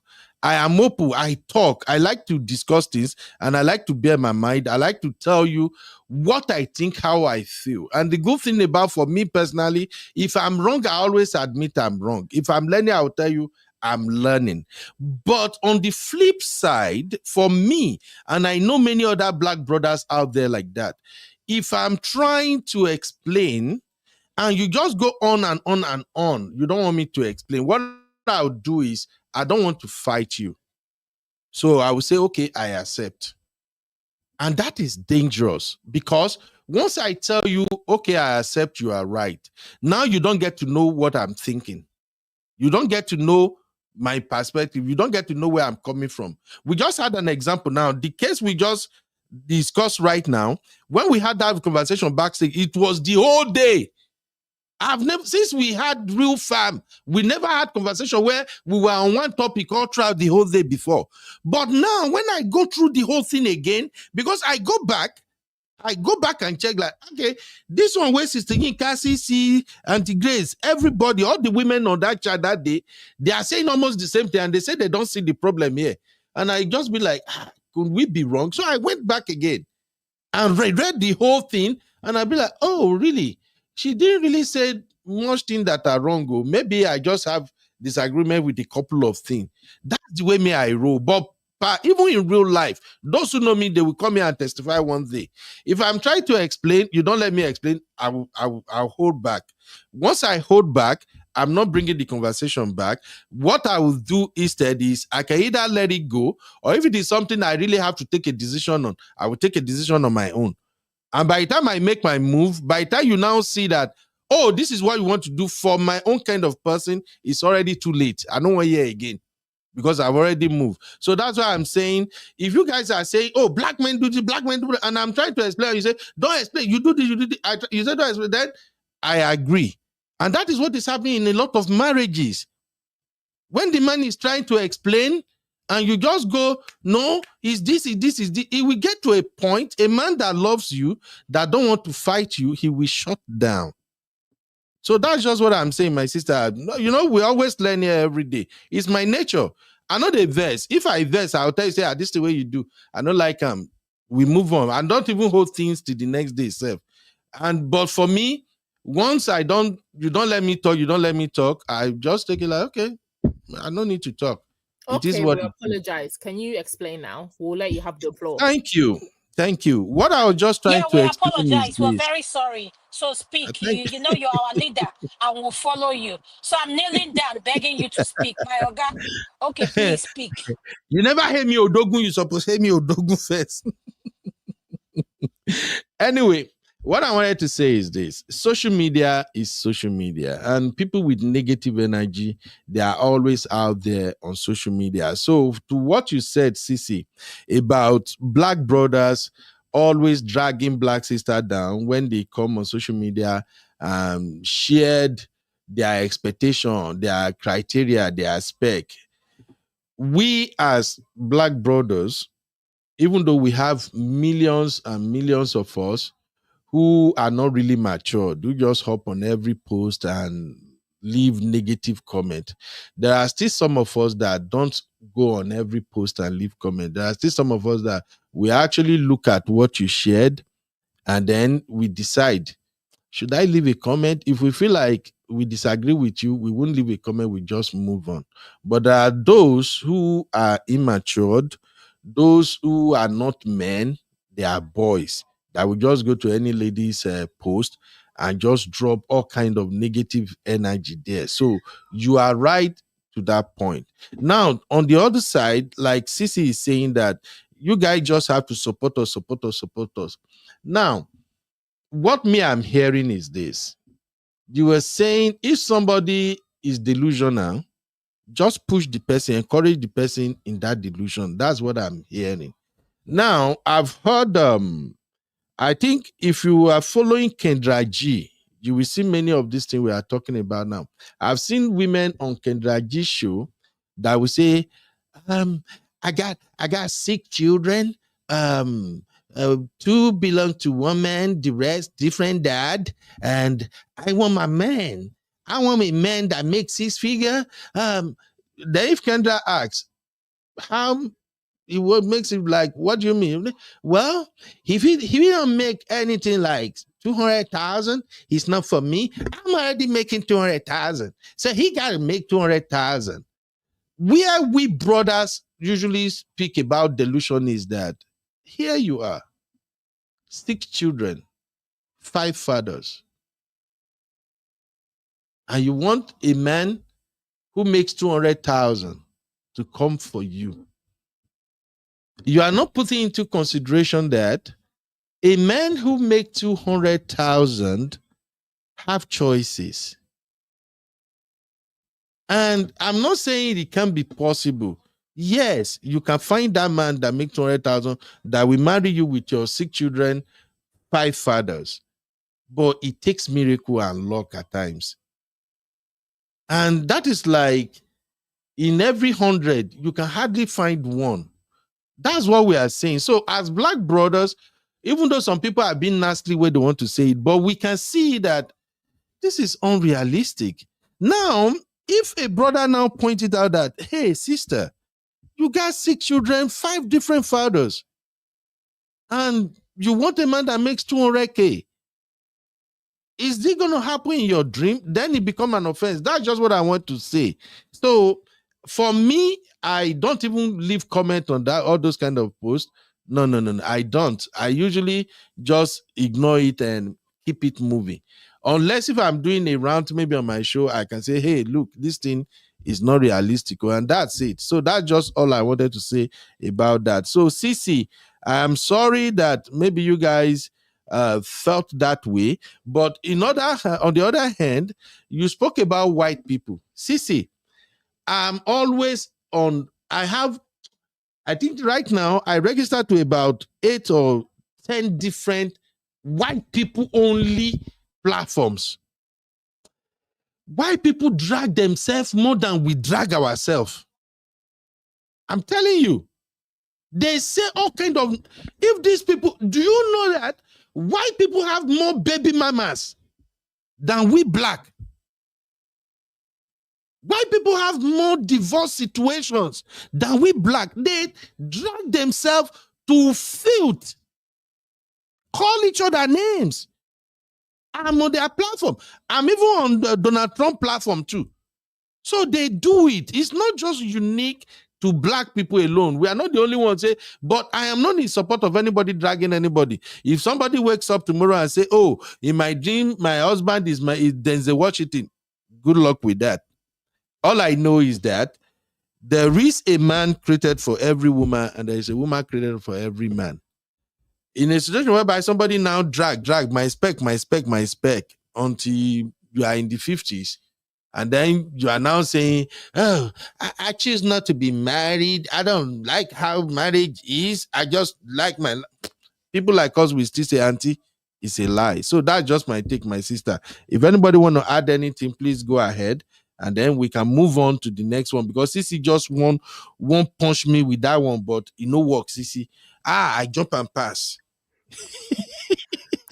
We'll agree to disagree, because I feel like you're still not getting my point. So we'll move on to the next topic. Maybe another day. I get your point anyway. You don't get. I get maybe my explanation not dissatisfactory. No, but that's just you're still not getting the point, because you're talking about women with unrealistic expectations. That's not what I'm talking about. You are talking about support.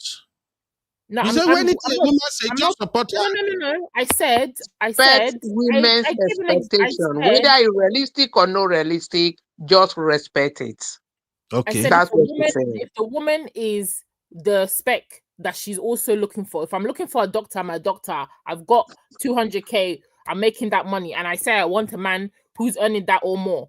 I just want black men to support just that. Respect it. Realistic. That's it. I didn't say a random person. I said even the example, if somebody is not on that level, they're working in McDonald's, they're a cleaner as a woman, and you're saying, "I want a billionaire."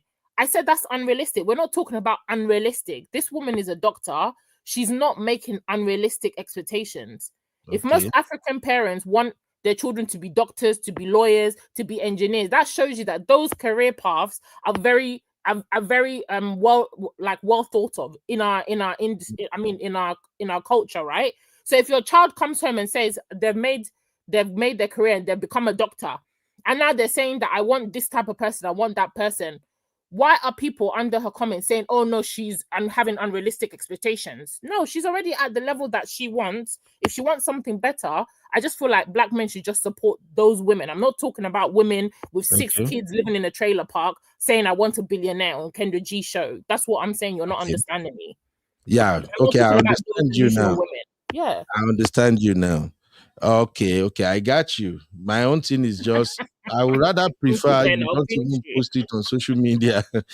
Seriously, I would rather prefer you don't post such expectation on social media, because one of the impression it gives us, especially we African men, when you share stuff like that on social media, and you are a doctor, you are an engineer, beautiful, and you have to resort to going to social media to say, "I'm looking for a husband." In our African mentality, something is wrong with you. If you are truly a decent woman, a woman who knows what she's doing and everything, you won't even get to that level that you have to go to social media. But we get it. If you live in a place like the Western world, it's not easy to find a man in Western world. In fact, it's easier to find a man in Africa than in Western world. There's so many mad people here in the Western world. So we get it.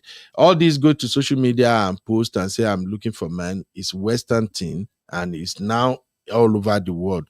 It's now the new thing. So I get it, Sissy. Thank you for pointing that out. Okay. Thank you so much. All right.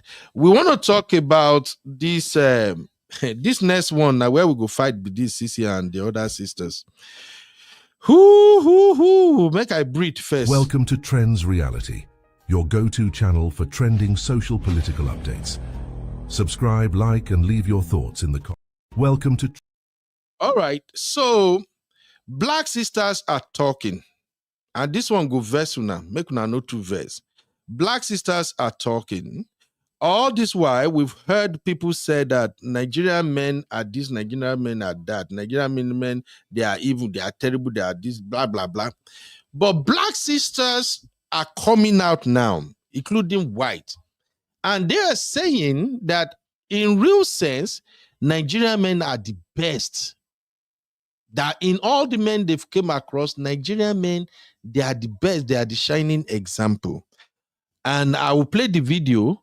Then I will play the second video because this lady actually spoke about the beauty of marrying Nigerian men and what she learned. And then the other woman explained 5 key things you need to pay attention to if you really want to have a fantastic marriage with a Nigerian man.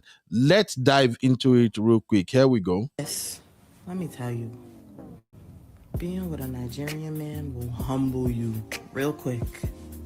The things that I thought were normal, yeah, I had to throw that away, like throw it all out the window. I'm independent. I don't need a man. Baby, listen, Nigerian men are not for that I don't need a man energy. In fact, tell a Nigerian man, I got this, I don't need your help. And watch him start rethinking the whole relationship. They're raised to believe that a man should provide, lead, and protect. So if you're always acting like you don't need him, he's gonna let you be independent, AKA alone.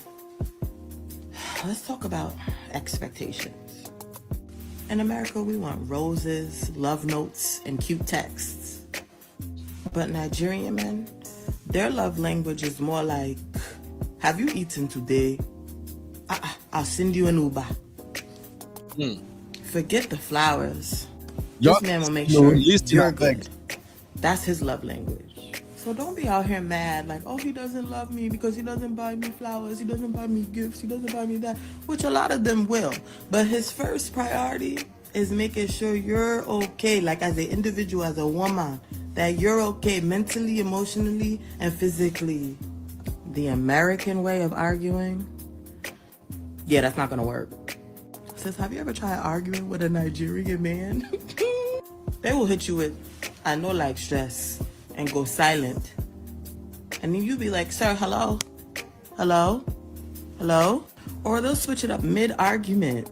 Talking about, come you, let's talk, baby, let's talk. Listen, Nigerian men don't argue like us. You gotta bring peace, not attitude. Or he'll just check out of the conversation, honestly. Like I always say, being with a Nigerian man will teach you a lot. It will teach you a lot. But I wouldn't trade mine in for the world. Okay. If you're in an LDR relationship, sis, you're in for a ride. Let me know in the comments what you had to unlearn. Talk to you later.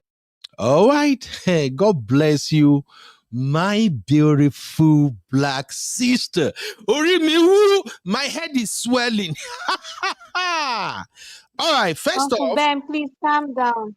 What is it?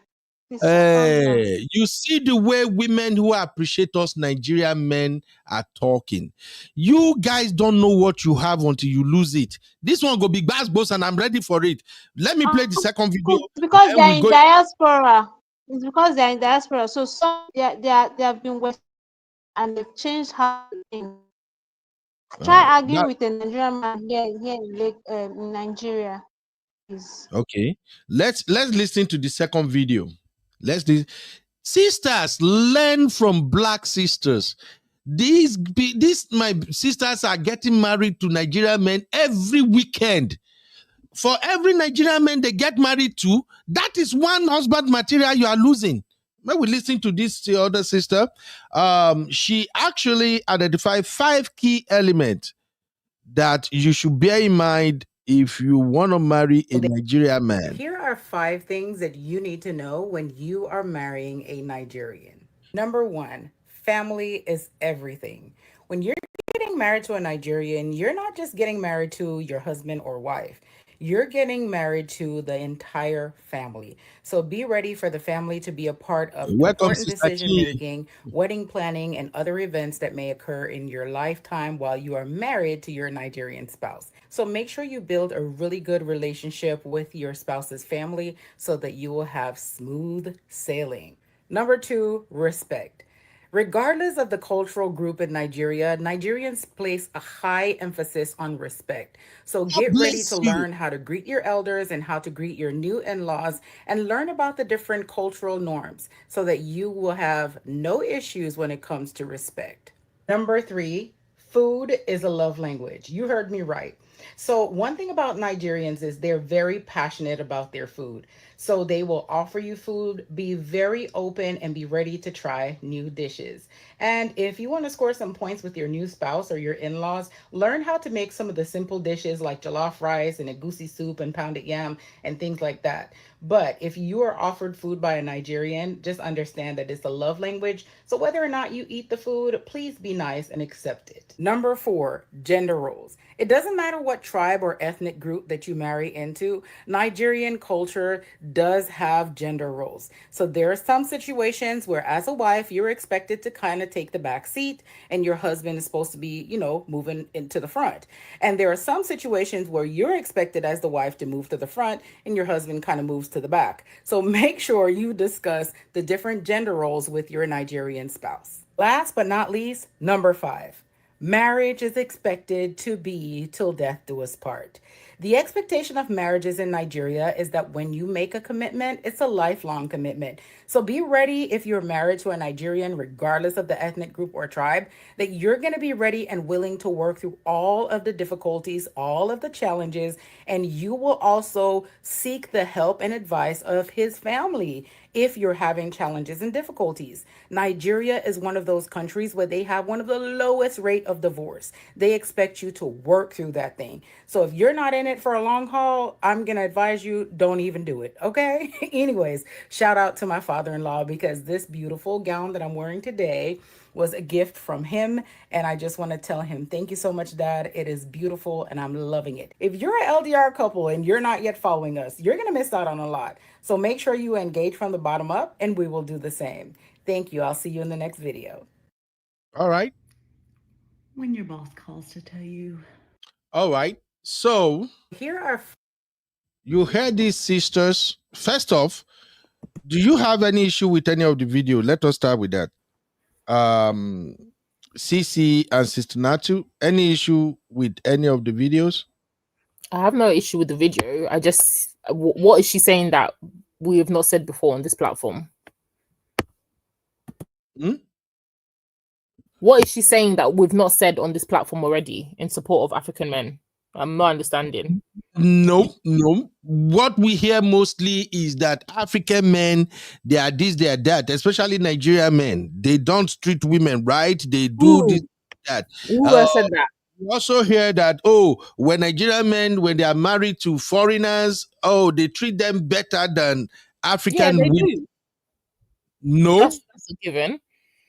No, Sisi, me, I disagree with that. So let's clarify. You hear a Black American women now, two different ones. I have more videos, but because of time, that's why I choose these two.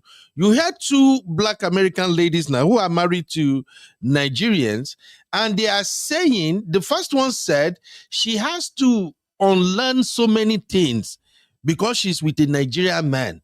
And because she unlearned those things, she's now reaping the fruit of that marriage. She's now benefiting from that marriage.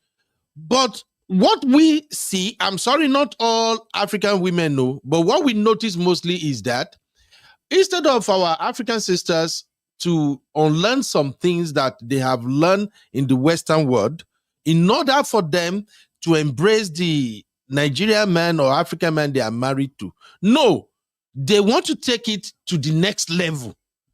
And that is why we are having some issue in marriages now. That's my own point to Sisi. So, like the lady said, the second lady said, like she mentioned respect. Some of our sisters, if you, even on platform like this, Once we measure respect, what you hear first is, oh, how the man behave determines if she's going to respect him or not. And sometimes my pushback has always been that, okay, are you willing to respect first? At the beginning, disregard his misbehavior first. Do you come into the marriage with some basic mannerism that shows respect? Or you come into that marriage waiting that, let me see how he acts first. Whatever energy he brings, that was I'm matching him with. So these are the conversations that me I've heard mostly on African platforms, where we talk about this marrying Western woman or marrying African woman and why we are having issues in our relationship. So with the respecting, do you agree with what this sister said or not? Just like you said previously in the last segment, you black men, you shouldn't be expected to support delusional requests from black women, right? You can't support everything. Just like we cannot go into a relationship respecting every man that's not worthy of respect. Respect is something that's earned. You don't just meet a guy, the guy doesn't even know what he's left from his right. He's not even put together himself, and you'll be commanding respect. It's the same thing. It's on a one size, it's not a one size fits all. It's on a made to measure. And when you show the qualities that require respect, a man will not need to ask a woman to respect him. I think we've said that over 1,000 times on this platform. Any man that's doing the right thing at the right time with the right vision, women will naturally respect that man. If a man is shouting respect, respect, that's the man that doesn't deserve any respect. That's just my point. All right. Sister Natu, your take, man. Oh, Sister Natu, don't drop safe. Okay, Dr. Adama, your take on this one. Can you guys hear me? I don't drop. I didn't drop. I don't know. Dr. Adama? I can hear you, sir. Okay. I wasn't hearing anything before. Okay, so I think the other, maybe network or something. Okay, Dr. Adama is back. It's network. Dr. Adama, what's your take on these issues that these ladies raise about their African husband and what a woman should know if you really want to enjoy your African man? What's your take, Dr. Adama? Okay, this is my take. Just like I'm going to pick up where Sissy stopped. And we've had this conversation over and over. And I think you're using the wrong word. You keep saying respect, because respect is something I expect in everything I do with my kids, basic relationship, family. I think what you mean to say is African men love women who will submit to them. I think that's what you want to say. But you That's think by not what I saying want that, to say. I no, want but to you say keep respect. okay, so why do you keep saying respect? If we said to you 1,001 times, respect is earned, is not given. Okay. You respect your kids. I come to your platform. We come to your platform because we have a great deal of respect for you. We love your opinion. We like gathering here. So I don't know what is this thing with respect and African men. Like, respect is a two-way street. If I respect you, you respect me. If you feel my tone is good, then you tell me, you know what, sis? Then I'll tone it. Then and a grown woman will listen. I always tell you, real men who know what they're doing, they don't go around hitting the this thing about respect, and that. And guess what she said? To each his own.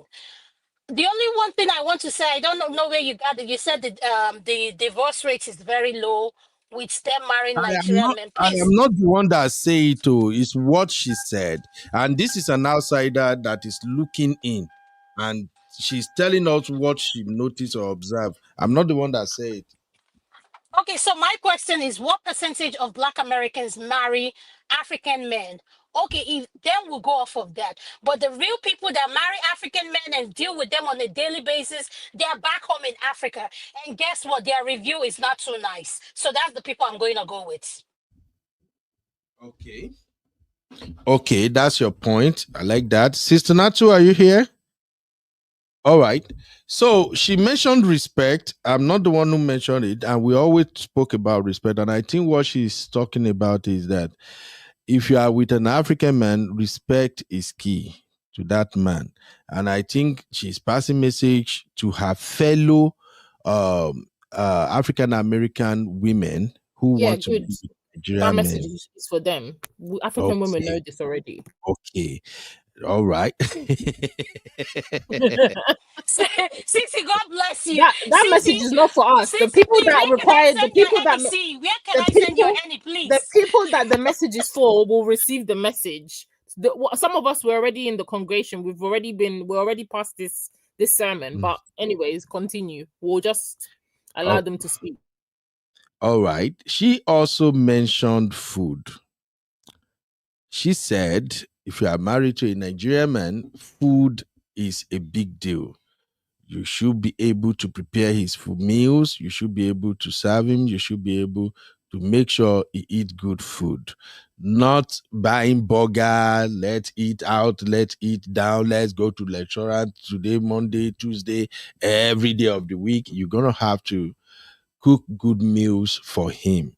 Do you all agree with her point of view or not? Cece, let's start with you. I agree. I'm a cook. I love cooking. I love cooking for my man. My only requirement is that my African man should also know how to cook. I'm not saying I expect him to cook, but I need him to also know how to cook. But I'm happy cooking. That's not a problem, as will most women. Okay. Do you agree with her, Dr. Adama? I agree with her. Food is, they say the way to a man's heart is his stomach. But for someone like you that we need to kneel down and serve you, I hold the water for you to wash your hands and all that. You know, you picked on the video that will favor you. Respect and food is your main. You've come with your tradition and this thing today, isn't it? You take style and change this thing. I'm just watching you. Continue. Dr. Adama, Dr. Adama, I no talk to me personally down, serve me food or biko. So let me go to the chat real quick. Let's see. So I think Sister Mario said you be used to complain about AA women, but today, yes, I complain about AA women. I complain about African women when I see things that are not done right, but not when I see things that are done right. And the conversation today is about what AA women as well as Oyinbo are saying about Nigerian men. Because every time our sisters goes and say, oh, Nigerian men, they are terrible, they do this, they do that. I think we saw the few who had bad experiences with Nigerian men. And those who have positive experiences are now coming out and they are saying it. So just as we are playing all those ones that are dragging Nigerian men, let us also play the ones that are praising Nigerian men. So Sister Marriott, it's not like maybe I complain about A or something. I'm doing the show based on some of the conversation we've had in the past, okay? Another comment, see Sister Mario, while I don't do today. Sister Mario said, the AA women I chat to have been burned by Nigerian men. They like the money, but they hate the control and cheating. I am happy they found a good one. Thank you, Sister Marriott. Didi said, so on point at Marriott. Okay. But here is one thing I want to say, and I think Sister Yinka used to preach this a lot. Many of our women who are actually married to great men, they don't come out and tell other women how fantastic we are. It is only the ones with bitter experiences that are always on social media complaining. And another thing is when they complain on social media, they do not also say what they did on their own part. They don't. They always tell you what the man do. You do this, you do this. Let me just be vulnerable here. Okay. If I am married to an AA woman, if the AA woman can't have enough patience to know what I want, to know that I am also important, that I have needs, if the AA woman is all about her, by the time I show her my own character, she go make video to even attach my picture and say, this Ben, he's a terrible Nigerian guy. He is controlling. He is bullshitting me. But here is the kicker.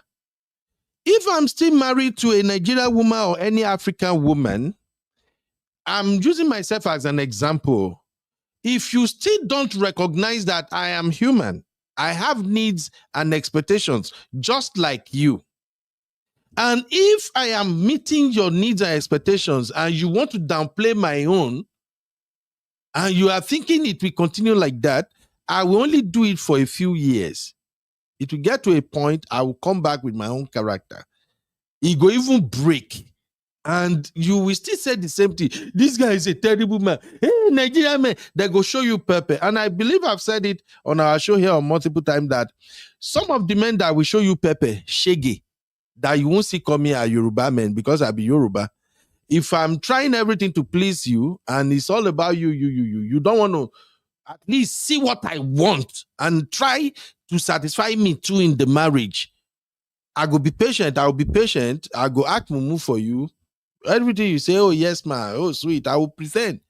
But by the time I strike back, it won't look good. So let's not just bask in this narrative that Nigeria made. Let them too tell us what they did.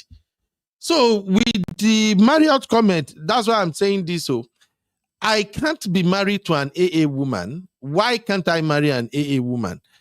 Because by my own way of doing things, by my own expectation, we won't click on time. However, if God destined that I will be married to an AA woman, if we can make it to 1 year, now we say we might definitely go to 2, 3, 4, 5 years and stick together forever. So that's what I saw in these videos that I'm sharing. These women are still saying the same thing, but in a different format. They are simply saying that, oh my God, I married a Nigerian man. Oh, you got to be ready, man. It's hard. It's tough marrying Nigerian men. They are so tough. They did. But I learned, I adjust, and I'm enjoying the marriage. That's just what they are saying. So I don't see where the wahala comes from now. But Uncle Yes? Ben, these women that are saying this thing, these women that are saying this, you understand that they're saying it from the perspective of women who are dating men, I would expect, who are also accommodating the American ways and the mindset of Americans or the West, right? I don't think they're married to overly traditional men and they'll be coming and saying all these good things. Because if this woman was dating a Nigerian traditionalist with the mindset of men that are living in maybe Nigeria or in other parts of Africa where they're very men focused, I don't think she'll be coming out to say this. So you need to understand that they're also enjoying those men who have a shift in mindset. They're not dating the normal men who are based in Nigeria, because we're using Nigeria as an example, who are still very traditional and are not willing to bend.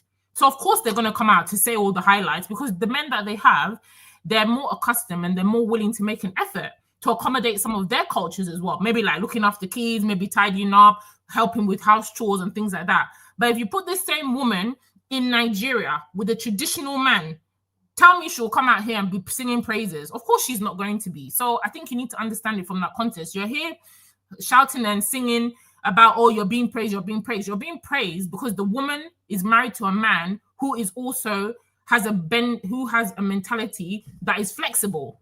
The problem is the women that are coming out to complain are married to men whose mindset is not flexible.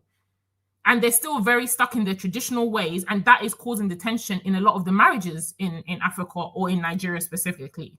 So it's based on two different types of people completely. Okay. Let's take some comment real quick here. Sister Natu, maybe you have to come back. I think Sister Natu dropped. I haven't had Sister Natu in a while. You may have to come back. Let me share the link again, and I'll take the comment and we can react to the comment. So Didi said, a lot of Nigerian men who marry women from different culture behaves differently in their treatment towards those women than to a Niger women. Didi, you have to be specific. You have to be specific. We agree that there are many Nigerian men who will not treat their women right. And it doesn't even matter whether they are married to Western women or they are married to fellow Nigerians. They won't just change. I agree with that 100%. I agree. But my thing is, it's like these days, many women are just so into this feminist expectations that, oh, you have to do this as a man, you have to do that. It's about me. How do you do to me? It's just me, me, me, me, me, me, me, me. And when they are even married to a good man, it won't still work because it's gonna be all about them. That's just what I see. I'm sorry.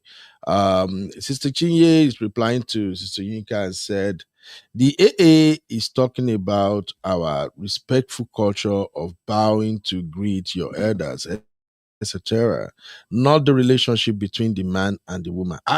Sister Chinye, now another video you watch, you not sure saying that the one way all of us watch. So, all right, Sister Yinka said,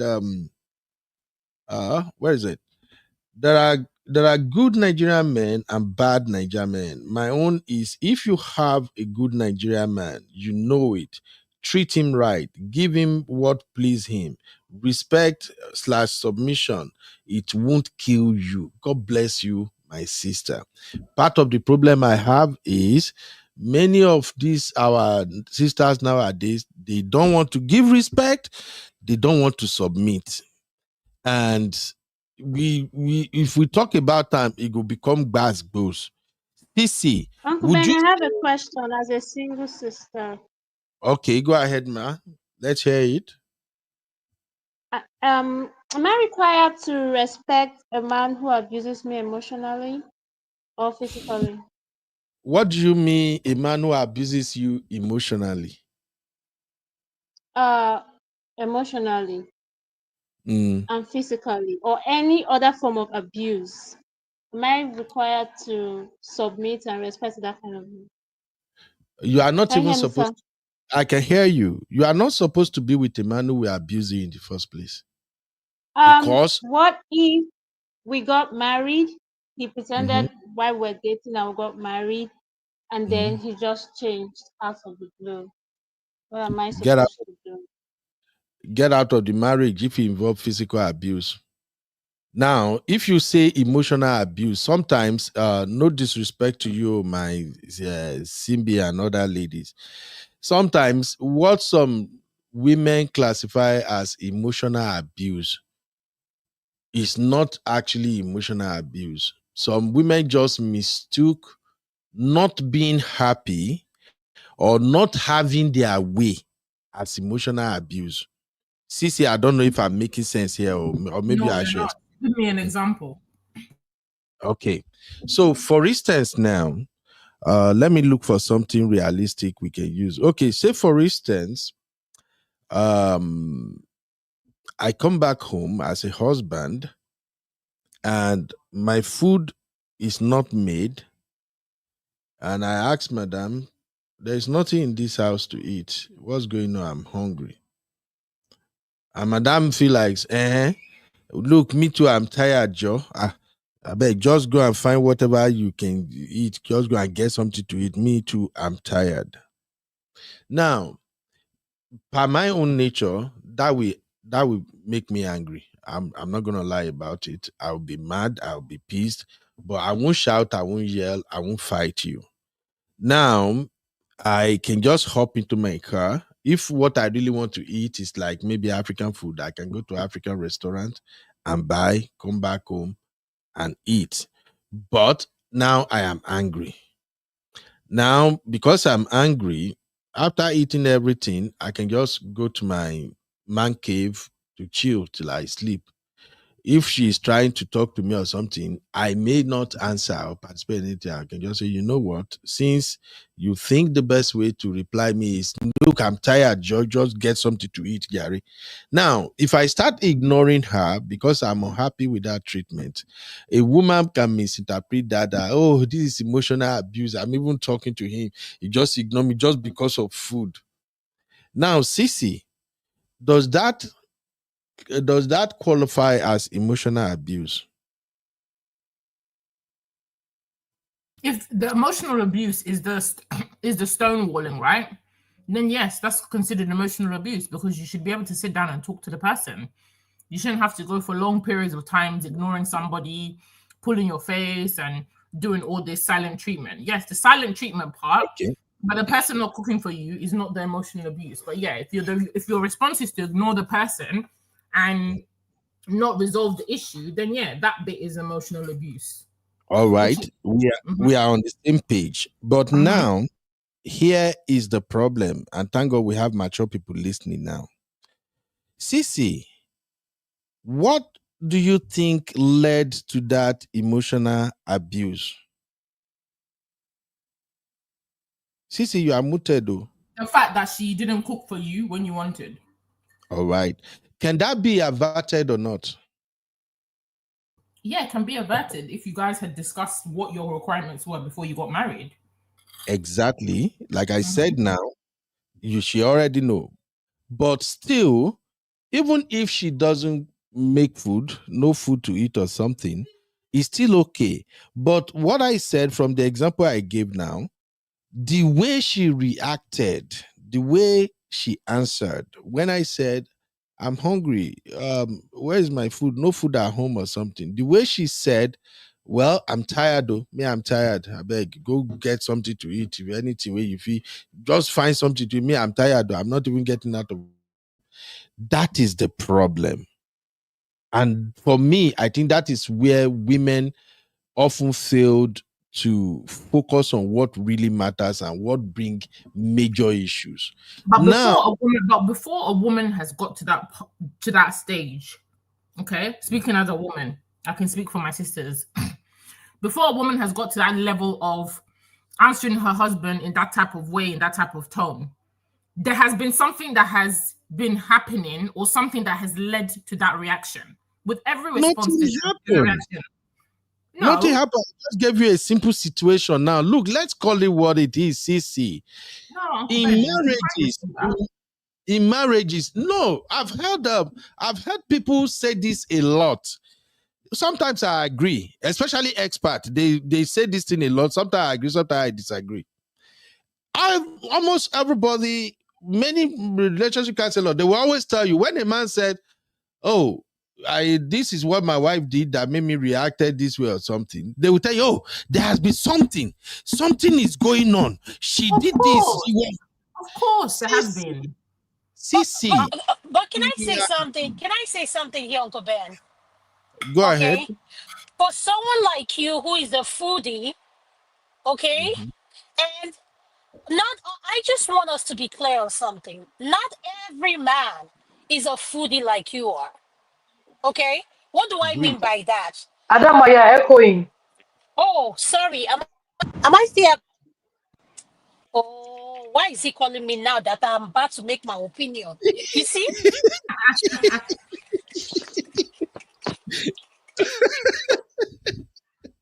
Dr. Adama, I can't with you, this woman.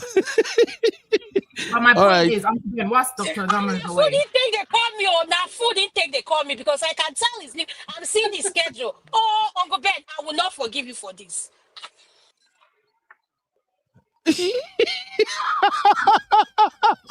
God catch Dr. Adama.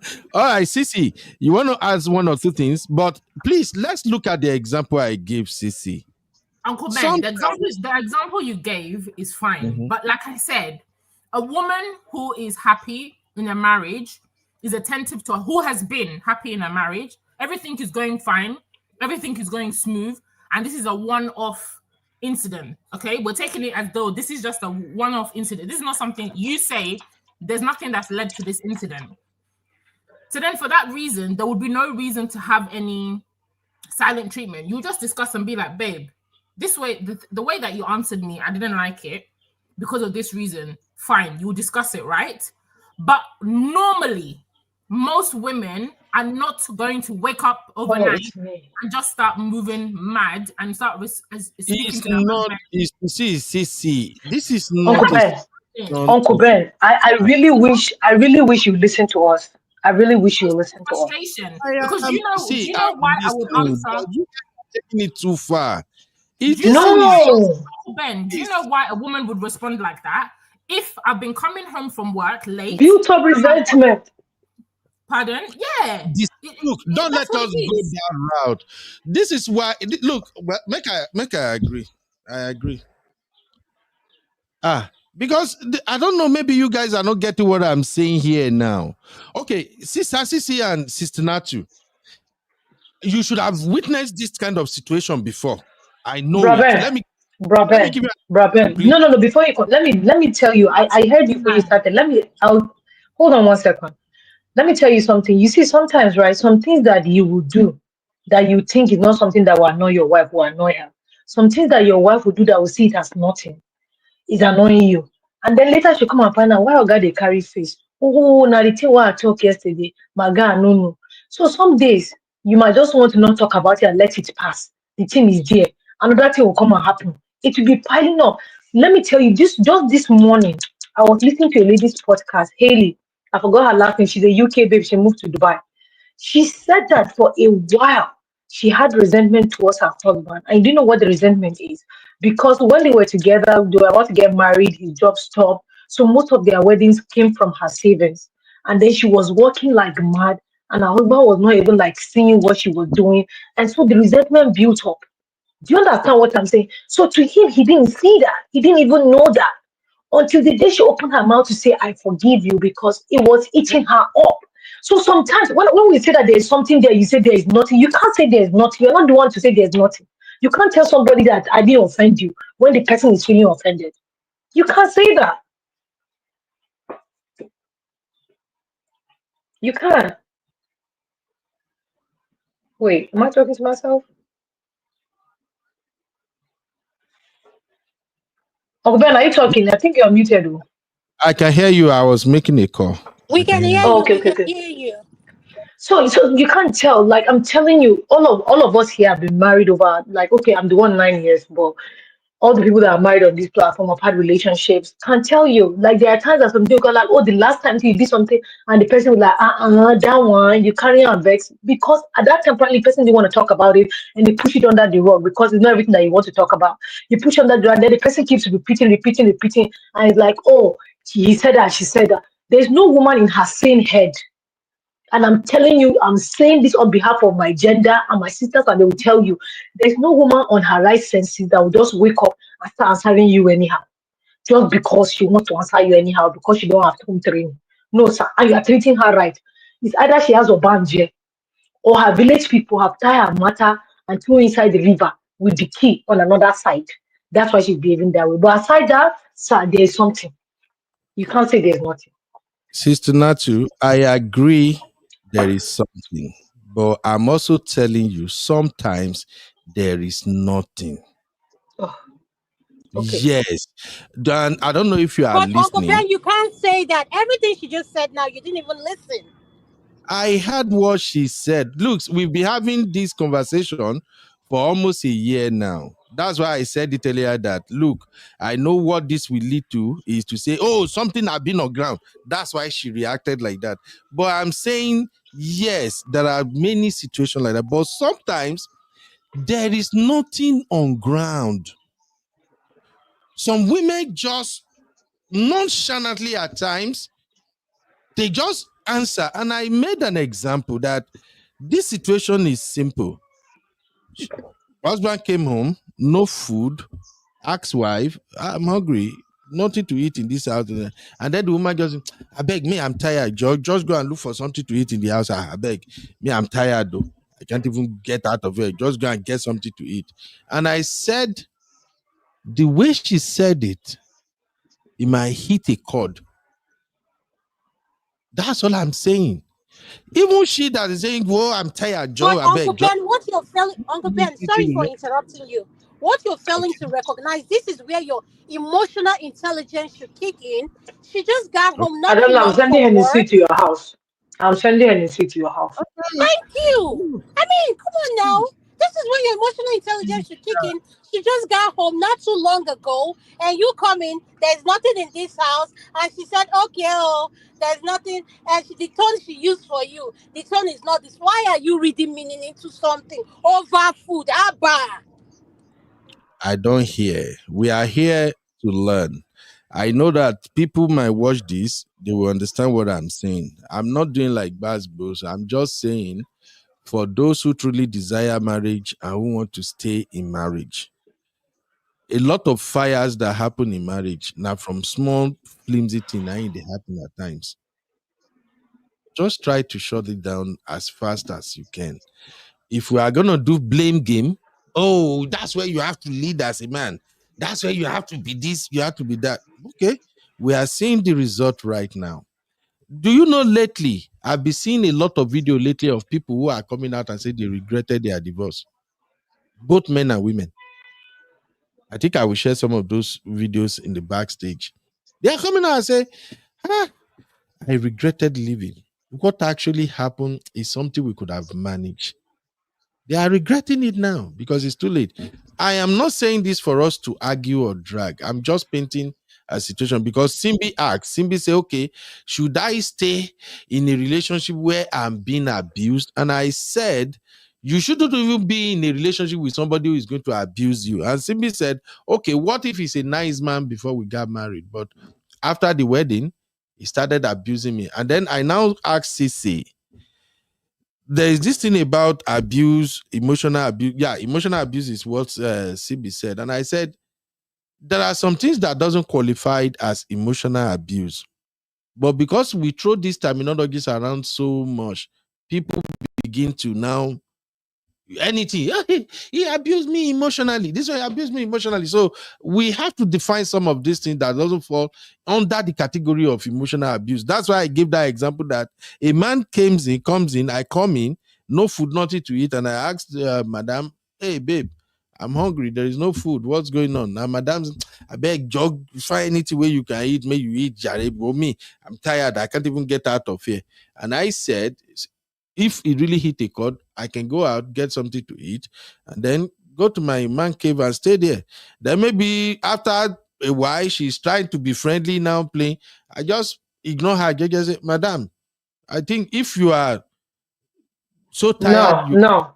would No, brother, Ben, no. hear So me with out. emotional intelligence, now if she say you ignore her, if she start coming to you, say, "Oh, since you are too tired, no, no, no. When she say, I beg find something, you can make it like that's why that lady was saying that she wants a man that has sense of humor. If you come in and say, who vex my wife? Just come out knife.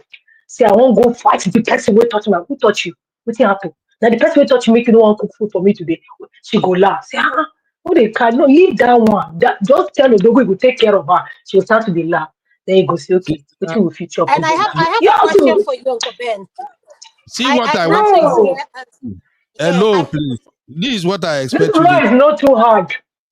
When you advise my gender finish, advise your gender on the same situation. Let's go. okay, no problem. No problem. Brother, we love you. No, I love you I too. want No, you. I like what I you said want about you. food, though. Look, the I mistake is want you. wait. So I love what you look, said about food. So, Uncle Ben, I have this question for you. And to all our listeners, and a woman approaches her husband in bed knowing that he's tired and he said no. How do you think the woman should feel? eh? Now you can't hear me. No. I was concentrating on Myrod's comment. Say that again, please.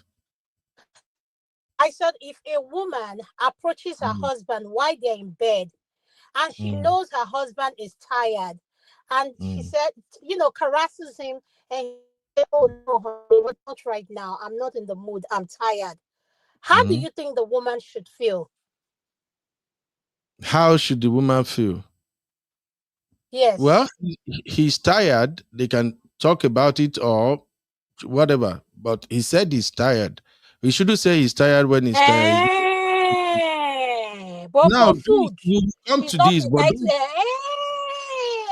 wait, Sister Dama, let us address issues one at a time. This is not like a competition between man and woman. I just want us to have understanding. All of us here, we already have how we manage situations in our marriages, but there are people who are still trying to figure these things out. So that's why I said, when you advise man on the simple example I gave, please also advise women. So we can see that at least if one method no work, another method can work. But I get where you are going. If we want to do it like that, we won't arrive at a situation. If you address that, then we can address this I am tired situation too. Please, we've been addressing your own now. Answer, how do you think the woman should feel? she will feel maybe, okay, he's not paying attention to me or something. We've all been there. We've had, even me personally, I've had multiple situations when I'm tired. Madam, auntie, I'm tired. Just leave me alone. You feel bad today, I apologize. Or, okay, madam, come out, I called you, no verse. I know just get energy for this thing right now. I won't rest. It's a simple thing. People, it all depends on who you are married to. Even like I always said, this situation of being tired when it comes to Kiriwa, if you really know your partner, if your partner is tired, you know they are tired. You can make attempt, because sometimes sex is a form of therapy too. Sometimes even when you are tired, sex can actually revigorate your body and maybe active. But if you are really, really tired like that, if you both know each other, you don't need to ask. You already know that this person is worn out. So, but that's one. But Uncle Ben, the same reasoning that you're applying to that example is the same reasoning that you can also use with the food example you gave. There's nothing there to be upset about, because if you know your person and this is just a one-off incident, this person is just responding in a rude way on that one occasion, you as a husband, you should know, you know what, my wife is actually tired. Truth said, let me just go and buy takeaway. Let me go and eat out. It's not something that you need to come home and be doing screwing your face and doing silent treatment and not being playful. Because you two should understand that, it's not every day that she behaves like that, right? So you can also be, okay, cool. When you've gone and eaten your food, you filled your belly, you've come home, you can just chill and be like, okay, babe, you know that the way that you answered me wasn't cool. But anyways, I get that you were tired. You move on. So the emotional abuse part comes in when you are now doing silent treatment and making it bigger than what the issue is. Because you two, if you understand your person, you'll know that response is not the average response for your woman, from your wife or your partner. And if you also want to make the person feel guilty, when you go to get your own food, you can get the person's own too. Do you understand? Okay, Like, men make it bigger than what it is when it doesn't need to be. This thing of making food and the person answered you really, you should understand that, okay, you know what, my wife has been working 120 hours this week. Okay, she's not in the mood to cook. Maybe that was just, she answered me that way. For real, let me just go and buy takeaway for myself, for the kids, and call it a night. Wake up in the morning, have a conversation and move on. You don't need to go to your man cave and be upset because you have to go and make your own dinner. I agree with both of you. Now, what would be your advice to the woman? May God bless you for that response. Because why I ask this question is, Uncle Ben says something that we have listeners and which I am quite aware of. But Uncle Ben, the scenario I put out to you is the point I'm trying to buttress here is, what works for A might not work for B. But if you know your partner and you know how they respond, what I am against is making something a habit. Okay? Because I can flip that question I ask you another scenario. And I say to you, why is it that when women get mad, they weaponize sex? Like they deny the man of intimacy. Women do that a lot. So I can say that. That's true. But so all I'm saying is, let it not become a habit where your husband comes home, he's constantly reminding you, oh, I'm hungry, I have to eat, I have to live. I know my man, I know how it works in my household. Your wife knows you, you're a typical tradition, and it works beautiful for you. You know her, so she knows there are pros and cons. And this is why I say this is where our emotional intelligence comes in, when we have to have that balance and not make a small thing a big deal because you just want to have something to argue on. Because as much as I run my mouth and I talk, trust me, I do. When I come home, one thing I don't like, because I see blood all day. So when I come home, I want to relax. And I know that's what my man goes through as well. We just want to decompress, relax, have a good time, and enjoy. I don't want to come home to I can't function. If not, I'll end up killing someone because of what I do, because people's lives are in my hands. So the truth is, we have to learn to understand our partner. Don't make a particular habit or get used to someone saying, oh, okay, it's fine, babe. Don't worry about it. I got it. Just because he said it's fine, from 1 week now, it become a 2 weeks thing. And every time you call the man, go to the kitchen, go and cook, figure yourself out. Dinner. No person is going to put up with that rubbish, including me. Thank you. And also to add to what Adama said, right? To add to what Adama said, she's so right. Even if you're tired, I don't think like answering the man rudely will bring a solution. If you don't have somebody that is patient to escalate the matter into something else. So if you know your person and you know this is it, if you're not feeling too fine, if you come and say, "Where's my food?" You can even rub the person's head and be like, "Babe, I'm out today. Eh? If you don't want to know, you're like, what happened? Kiss me. Say, let's find food. What will we eat? Babe, can we order? If you okay, what do you want to let me order?" But you know, sometimes even the man too is tired. He's coming back from work, he's tired just as you're tired. So I think sometimes we just need to work on our tone. There's a way you pass a message to somebody. My husband is at home, I will have told you people my secret, but if I say it now, if you have to come up with a new secret, so sorry, I can't tell you guys. But I'm serious. No, you don't. It's not be able to see all these basketball fight all the time is not bringing solution to anything. So you don't have to answer really for the person to get the message. You can rub Exactly. somebody's face and tell them "f you" in their face, and they will not be even be upset. Do you understand what I'm saying? So I just feel like women, we need to do better with our game, That's all. and You yeah, we need see, to do better with our game. that's what I'm talking about. Thank you, Sister Adama. Thank you, Sister Natu, and thank I you, think Sisi Sis. wanted to say something when I started talking. Sissy, Oh, I you wanted to want to say say, something? what did I want to say? Oh, if a man was if the man in that situation, I love what Natu said already. If they were emotionally intelligent, what they should do is have a conversation and then maybe decide that, okay, look, on this particular day is when my wife come back tired or we come back tired. Let's just have takeaway that is already embedded in the routine, or let's order food and have the food in the freezer. So on this day, nobody's cooking. You just take out the food, pop it in the microwave, and everybody's happy. Case closed. That's right. Yeah, Fallen yeah. as well. You know, as a woman, too, you can provide that solution. There are people, they see, there are a lot of people that do stuff now, make soup. Like, we have one woman that we used to buy stew from. We always have constant stew in our fridge. So you have people that make soup, you can buy and just put the fridge. Do you understand what I'm saying? Like, this life is not hard. Like, today, my office people don't make me vex. And everybody will touch me now, I feel bust. No, But boss, no. I'll go cool off. Let And they us drink move. my small Maltina before time reach. No, So now, no, boss. Let's move on.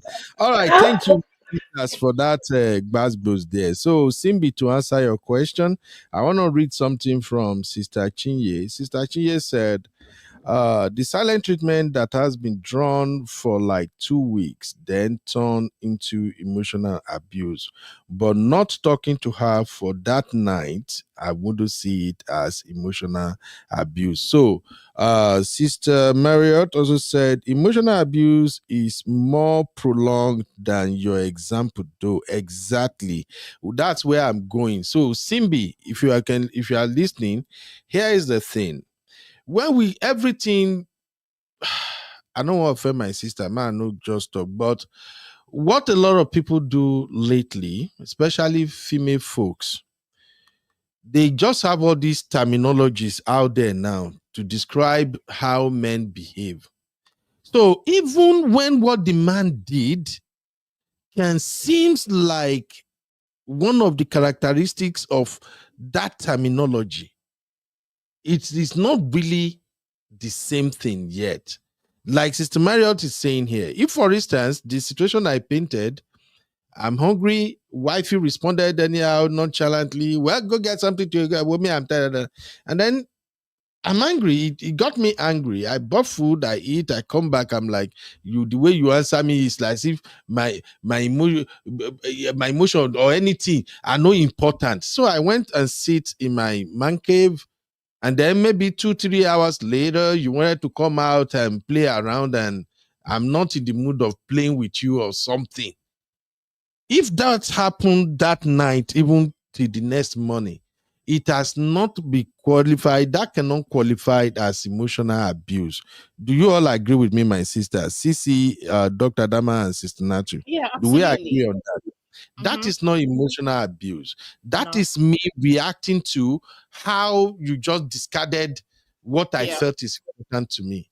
Now, if it now escalates in the morning, at least when you will see, babe, don't forget, we go even sleep for the same bed self. So in the morning, if I don't do what I used to do, because every marriage has their own tradition. Like in my home, kissing is like our number one tradition. Morning and night, no, we must do it. She do it in the morning because she left before me. She go work morning shift. I come back late at night. I go do again. I must kiss her, touch her, everything. So if in the morning I don't do what I used to do, or she don't do what she used to do, that is when it now become a problem. And that is when it has to be addressed so fast. Because small thing, it won't become major thing with that. And like my sisters have said, situation like this, both for men and women, is not supposed to degenerate to anything. It's just food. It's just one day. But sometimes if a man is coming from where you don't know what that man is dealing with, you don't know the kind of anger and aggression we need to carry come at times. So I use food as an example most time because me, like I've always said, Sister Nato, I remember you laughing me the other time during one show where you guys asked me, Uncle Bear, what is your love like? And I say food. And then Sister Nato laugh. Say, Uncle Bear, what be your love language? And I'm like, food. So I use that example. Uncle Ben, can I say what you just said now? Just reminded me of something. You just said something now, and you said your in your household kissing and everything, and it made me wanted to say this. I remember, like, when we first got married, and there's something about my husband having an intimacy in the morning before he leaves. I hate being woke up like he's scared. He has to. Sometimes he has to leave 4, 5, very early. But guess what?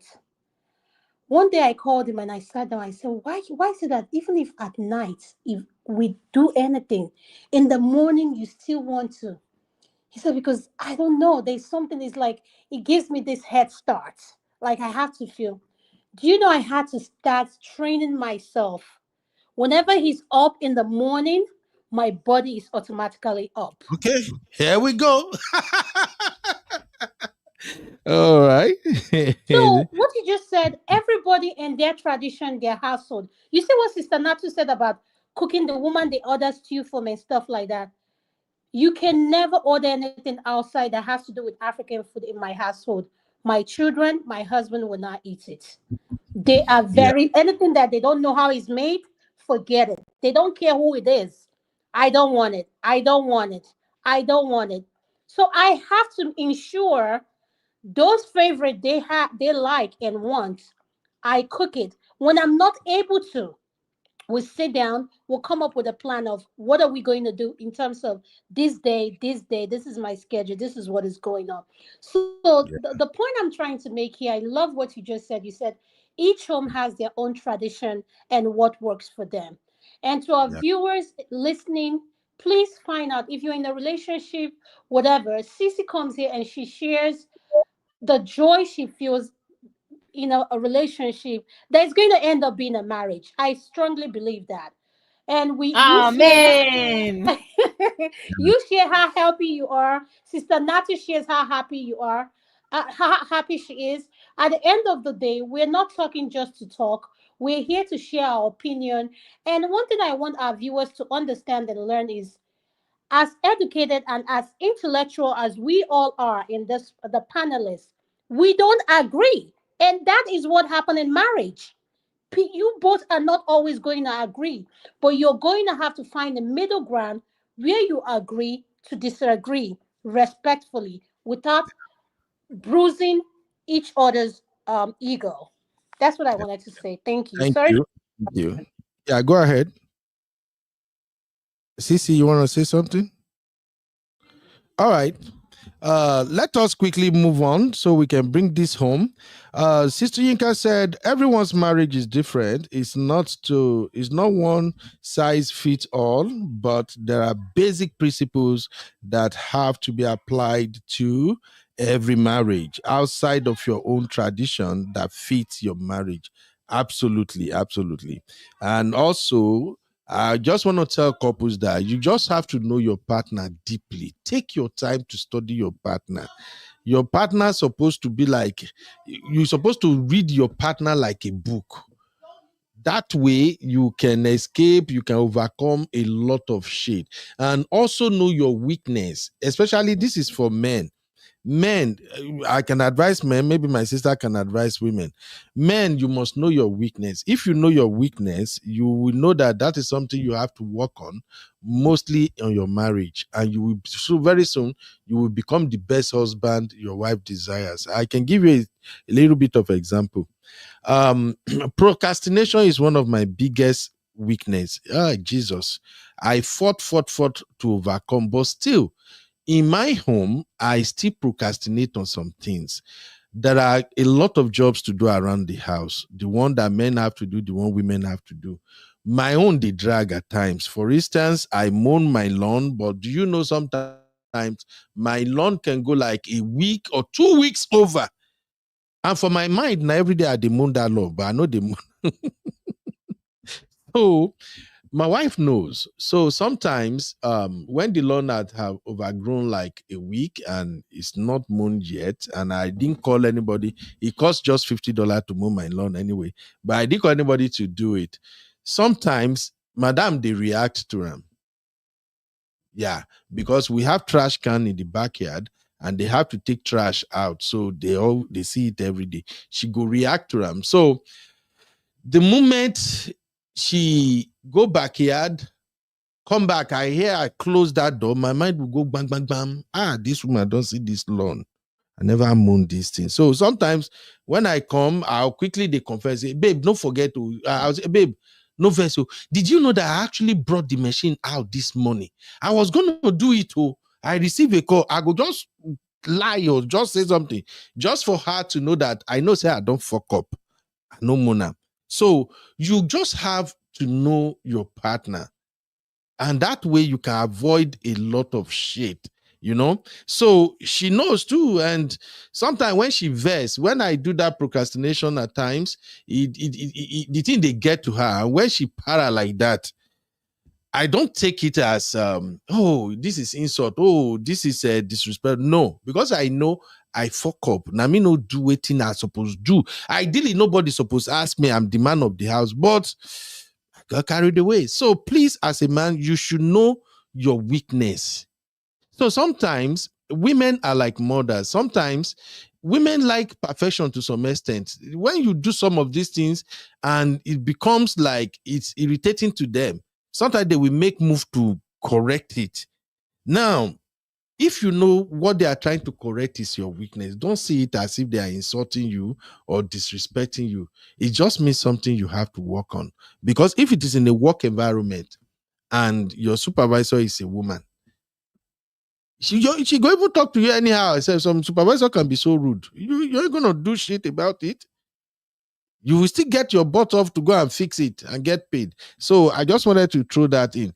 Finally, we have 2 more to go.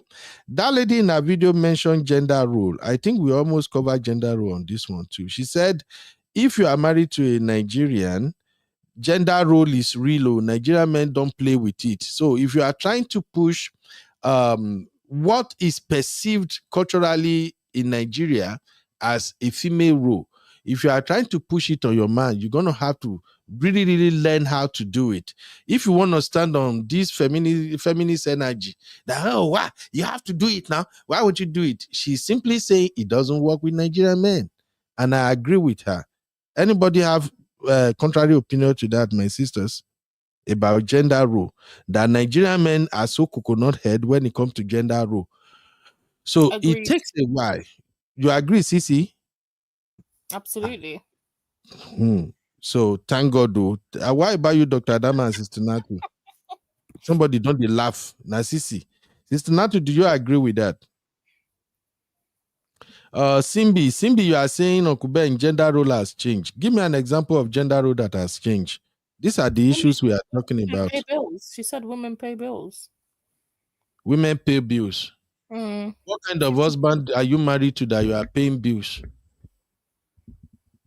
And Simbi, you know if you talk again. Uncle Ben, some women are breadwinners now. What kind of why? Sir, it's raining heavily here. Okay, you say some women are breadwinners. Why are you the breadwinner? How did you get married to a man that you become the breadwinner for? These are the issues. giving your brother chances. Were you not the one shouting that we should give your brother's chance? Men, they are on this table. They are on this table. Bayelsa men, they will just be in and I want to be feeling Simbi, don't worry. Your network is bad, Simbi. Don't worry. Just drop it in the chat. Cece, you want to help your sister out with this women paying bill? For me, why are you married to a man you have to pay bill for? I've said it over and over again. As African men, we try our best, although we understand that Western world will make you humble, that your wife may have to join you in pay bills. But my advice to men is try as much as possible to cover your bills as much as you can. Now, this is where I usually preach single income household. If you are truly married, you love each other, you can practice single income household. The bills won't be too stressful for any of you. The woman can chime in what chime in. But if you want to use bill as a gender role has changed, women are paying bills. Those are the negative energies that people bring into marriage that make it crash. No man should go into marriage and expect that the woman is going to pay bills. And as a woman, don't go into marriage and expect that if you are paying bills, that means that your husband don't have a say, we are equal, we are this, we are that. It doesn't work with Nigerian men. This is what these Black American sisters are telling us now. These are the things that are breaking a lot of home. You just have to recognize what the man hold in high esteem and know how to manage it. And then the man also needs to know what you hold in high esteem and also respect it. Sissy, you want to add to that? No, you said it well. Okay, thank you. Sister Chinye said, Uncle Beno, in a situation where the man is imported and is finding his he's finding his footing, sometimes he upgrade, start earning more and start paying more. Some of the men do not elevate and the woman is stuck, and the woman is stuck with being the breadwinner. Now, those are like bad marriages, and that is why I always say that I am not a fan of people going to Nigeria or anywhere to go and find a husband or wife. I'm not saying it's a bad thing, but listen and listen good. If you're gonna go to a place like Nigeria to marry a woman or a man, make sure this is somebody that will come over here and is not going to change on you. This is somebody who will understand that everything changes in the Western world. You can always see the traits. The problem with people who do this, let me go to Africa and marry, and then when they now marry, the whole thing, yam, pepper, scatter. The problem with it is that they don't spend time with those people they got married to. Going to Nigeria 1 month, 3 weeks to be with a man or a woman does not give you truthful picture of who they are. It won't give you full picture of who they are. Lie. You have to spend a lot of time together to get to know them. There are some hidden characters in them that you can't unravel those characters in 3 weeks or 2 weeks or 1 month that you stay with them. So that's why I'm an advocate of marry where you are. You are both in the system, you know how it works. So when it comes to this gender role thing, Simbi, I don't buy into that gender role have changed. Women are paying bills. Women are paying bills for weak men. Women can pay bills if things get as it be at times, or maybe if 3 months, 6 months, demand is back up again. But if it now become a regular practice that, okay, because she's making more money, she's paying the bill, why are you even in that marriage? Look, sister, if you find yourself in that marriage where you are the one paying most of the bill for the longest, you are just buying bola. Let me just be candid with you. That man no love you. If the man truly loves you, he will get up get up and go and find money by fire by force. This is what the black sisters are saying now in their video. That Nigerian men, they work their shit off. They're gonna take care of it. They're gonna do this. They're gonna do that. That's what they are saying in their videos now. If you are married to a man, maybe something happened economically. Maybe he lost his job or something. You step in. That is what we're talking about. Beautiful marriage. But in a situation whereby for a year, 2, 3. You are sure until you just buy Bolani. I don't know. Sisi, am I being too harsh? But because that's what it seems to me. Kind of, but I feel like our mummies, our big mummies, our big aunties, they've always been paying. You just didn't know about it. They just covered it by making the man feel like the man. But I feel like women have always been looking after men from time immemorial. We just didn't talk about it that much. That's all. So have men really been the breadwinners? I don't think so. I think it's always been the women. Controversial. Okay. And Sister Natu, you want to add anything to that, sis? Anyway, let's move on. So let's look at Marriott logic here. Marriott logic. That's what I will be calling Marriott. Some of my sister chat from now on because they like bass boo. So let's look at some Marriott logic. Sister Marriott said, weak men, okay, abroad is not made for a sole provider. Very few men are sole providers in the abroad. I agree with that. So most Nigerian men are weak men. Now, hear me out, Sister Marriott. This is how I can explain this. A man should be in charge. A man should lead. Thank God Uncle Patrick is here. Uncle Patrick, you can help me break this down if you agree with me or not. A man's supposed to be in charge of his family. He's supposed to be the leader, working in tandem with his wife. I always preach this to my fellow brothers here in abroad. Cut your coat according to your size. If your income, your take home every month is $5,000, first, remove $1,000 from that $5,000 as your savings. Now, everything that you have to pay for, from either rent or mortgage, utilities, and everything, that your $4,000, including car note, your phone bill, that your $4,000 must be able to cover it. Listen to me very well, men. Your $4,000 must be able to cover your expenses. If your $4,000 cannot cover your expenses, that means you are doing more than yourself. You pass your boundary. Hello? If you are married to a woman, because women like to always be in competition, they won't be big thing. Maybe your 4,000 naira can only cover an apartment, a good apartment, feeding everything. If your woman is saying, let's buy a house, everybody is buying, let's buy a house. That is where you have to stand your foot down as a man and tell her, babe, right now with my income, what I can afford is $4,000 every month for me to pay all our bills without depending on whatever you are bringing into the home. You love me, I love you. If the woman say, okay, but we have to move to a home, this and that, okay, with my income, I can chip in $2,000 so that we can buy this home. You need to have serious, deep conversation with your wife at that point in time. Let her know that, madam, if you add this $2,000 every month, that means our disposable income have moved from $4,000 to $6,000 every month. Can you keep this up for as long as you can? Will this bring problem for us? Will this make you feel that maybe after a year or two, you begin to feel like, my husband is not man enough. Every month I have to give him 2,000. My sister Jane, the husband, they ask her money. This person, they pay anything. You need to have deep conversation. This is where you be a man. Quote me anywhere, I'm going to say it. Don't let any woman talk you into what you can't cater for.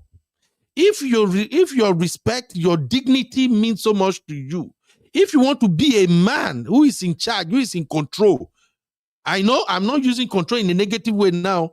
If you want to be a man, your wife will have to respect. Let her know that they pass your boundary. Right now, what you have to spare, what you have to spend is $4,000. If she want anything that go way over your budget, make it know. Sit her butt down, bring out your red eye, let her know. On no condition whatsoever We use this to say, oh, I am not man enough, or my husband is not trying. I am trying to do it my way. I love you. I don't want you to stress. I don't want you to go and work overtime unnecessarily because you have to bring money in their home. I don't want my children to be lacking or suffering because you have to go and work by fire by force. This is what I can afford. If you have good rapport and you're like, babe, don't worry, I can handle this. If you practice a single income household, you are transparent, you know what you earn, your wife know what you earn, you know what your wife earn. After bringing 2,000, maybe your wife still has like 3,000 or 4,000 aside. And you know that, oh, this woman can bring this $2,000 every month conveniently without stress. You can go ahead and do it. But this thing about, oh, things have changed abroad, no single, I don't buy into that. Oh, that is for me. Oh, for me, my advice is cut your coat according to your size. Now, as a man, if 4,000 is what you can afford, and you have a plan that, okay, maybe I'm going back to school, or I'm going to do a business or something, in the next 2 years, my income will increase with additional 4,000 or 5,000. Yes, you go ahead with whatever you want to do, but don't fool yourself. Believing that as an African man, oh, you mean abroad we day, man, they work, woman, they work. We both have to contribute. Bro, you are already losing your respect. That's why all these women are talking now. That's why women are talking now. If you as an African man, you come with that mentality that now abroad we day. Yes, she has to bring money, I bring money. Your respect is already gone. Just forget it. Anytime the woman like to insult you, she can go ahead and insult the hell out of you. But if you make it known as the husband from get-go that, hey, this is what I have, this is what I can afford. And she says she can't work with you. Oh, this is below me. Can't you see Lagbaja? Can't you see that man? Can't you see that one? Just tell her, go and marry that man. For me, this is what I got. However, we can buy those things you want us to buy you. But if you are coming in and whatever you are chipping is going to be a problem, let's not do it. I respect myself and I need my respect intact too. I have to provide, I have to take care. That's my point. Anything you want to add, Sissy or Sister Natu? That's just my own take. I agree. Good point. Preach. Soft life woman. Why you not go say good point? Preach. No, you know me, I'm an advocate of men not marrying women that they can't financially take care of. It's self-destructive at the end of the day. You're doing yourself a disservice. So if a woman is coming with all her demands that you cannot meet up to, let her go. Just like you said, let her go and find a man that can take care of her, rather than you breaking your back and entering an early grave because you're trying to meet an expectation that you're unable to meet financially. So I agree, Uncle Ben. All right. Okay, thank you, Sister Mario. Mario say a good man should try his best. His wife will supplement. We agree. That is it for me. Provide for your wife, do everything you can to make more money, to do everything, but don't even kill yourself because you have to enjoy. That's why for people in abroad and everywhere, I always preach transparency. If you are not transparent with your wife, if your wife don't know how much you earn, you go burn out. You will be burn out because she will be expecting more. When she know what you earn, if she's a good woman, she know that you have to save money. And she know that you also have external family that you are providing for. She will work with you. But if you are not transparent, you don't know what she don't know what you make, you don't know what she make. Wahala don't do. In fact, to me, any couple that cannot open their bank account and say, babe, see my pay stub, see what I'm earning. And then the wife to say, oh, babe, see what I'm earning. Don't get married. You are both not meant to be together. Honestly speaking, you lack trust. You don't trust each other with that. If you can't open up that this is what I make, this is what you make. What are you hiding? Well, that's just what I can share with you. Me, I have a peaceful life. I enjoy my own life. God has been wonderful. The reason is, I know they hide anything. This is what I make. And from this way I make, I also have dreams and aspirations. You know, go expect me say, waiting that they make, I won't spend everything on top the whole house. Walk. This is what I'm making. This is what I can spare. He work for you, I be no work for you. And you too, you show, babe, this is what I'm making. This is what I can chip in. We both look at it, fine. Then when we come back, in fact, maybe I would do a show on that single income household, and people might see how beneficial it is. When you and your spouse practice single income household, you people will always have extra monies. You can never be broke. If you practice single income household, you are not collecting money from your wife is not collecting your money, but you both know what you both make. And then you both understand that your wife have aspirations. She have what she want to accomplish. You two, you have your own dream. But when it comes to the house, you have to provide. Your wife will know. Say, okay, this man has to do this. She won't even put some unnecessary pressure on you. But when you are hiding your income, my wife, because some African men still believe that if their wife know what they are making, I don't even know how they see it. They don't share it. I don't know. You are not freaking rich, bro. When you are hiding your income from your wife, that's not going to make you rich overnight. And if you're hiding your income from your wife, thinking that, oh, if she see how much I make now, if they tell me, say, hey, mama, they sick, brother, I need money. Bro, let me tell you as a man, no woman can finance money out of you if you don't want to release it. Let me just put that out there.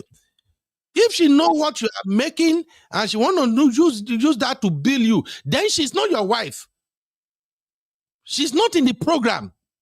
A woman should not know what her husband is earning and then want to use that against him. You won't make it broke? No. So as a man, even if your wife knows what you make, if your wife knows what you make and she's making unnecessary demand, shut it down. Tell her, say, you don't get money. Yes. That's my final take on this one, Jerry. Uncle Patrick, you're welcome. You want to add something, sir? Uncle Ben, yes. make I give you your flower. You have done. I'm serious. You have said, I didn't want to come in, but everything you just said now make my head swallow. You know what I mean? Swell up. You did a great job. That's how it's supposed to be. But Uncle Ben, let me shock you. Make I greet my people first. Sister Dana, Sissy, everybody. Good evening, CB has thrown salute to. Yeah, I'm actually out of the state. My wife just went to the store. I'm in the car. So, Good evening, sir. Uncle Patrick. Welcome, sir. Well done. And, Uncle Ben, you have said very well. 100% right. But let me shock you. The reverse is the case. There are cases by the time the woman begins to walk. For example, maybe CNA, she begins to earn money.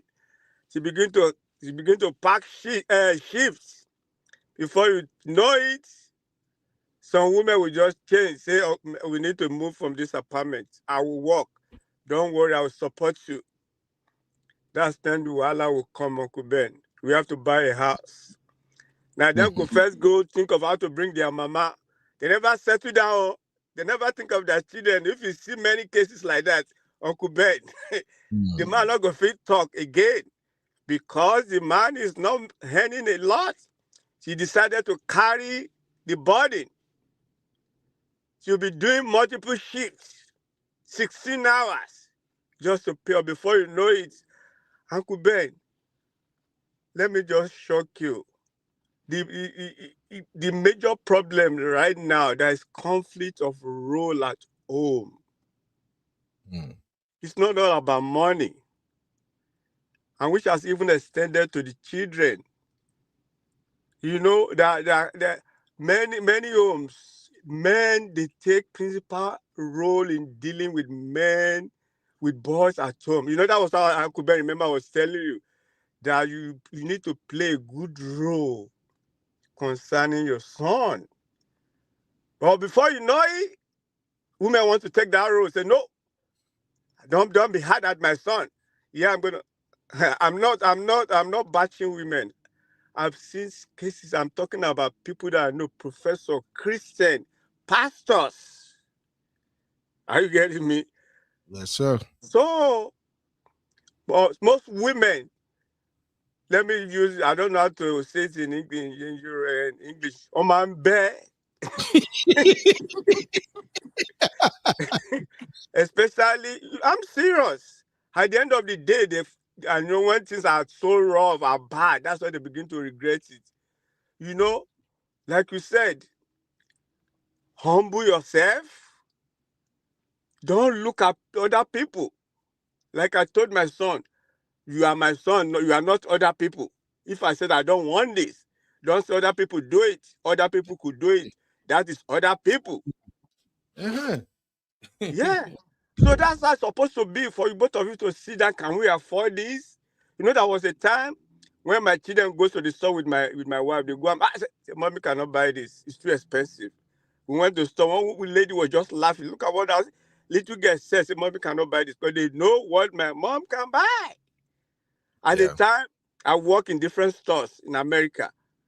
They said my Walmart is my best shop. I said, well, thank God. I go ahead and I do what? I do price matching before I buy stuff. Walmart does not produce products. The same product you buy at Costco is the same product at Walmart. So if Walmart is selling at $5 and Costco is selling at $15, am I stupid?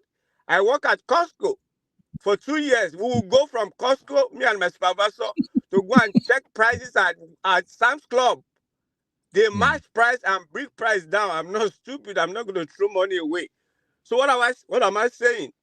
You need to cut your coat according to your clothes. You know why? The children are growing. You will need to spend money on the children. If you want to prosper, you want your children to prosper, you have to spend money on you know, Uncle Ben, you know what I'm saying? I'm not boasting. You know what has happened in the past 2 weeks concerning me and my children? Yes, sir. Yeah, you have to be there.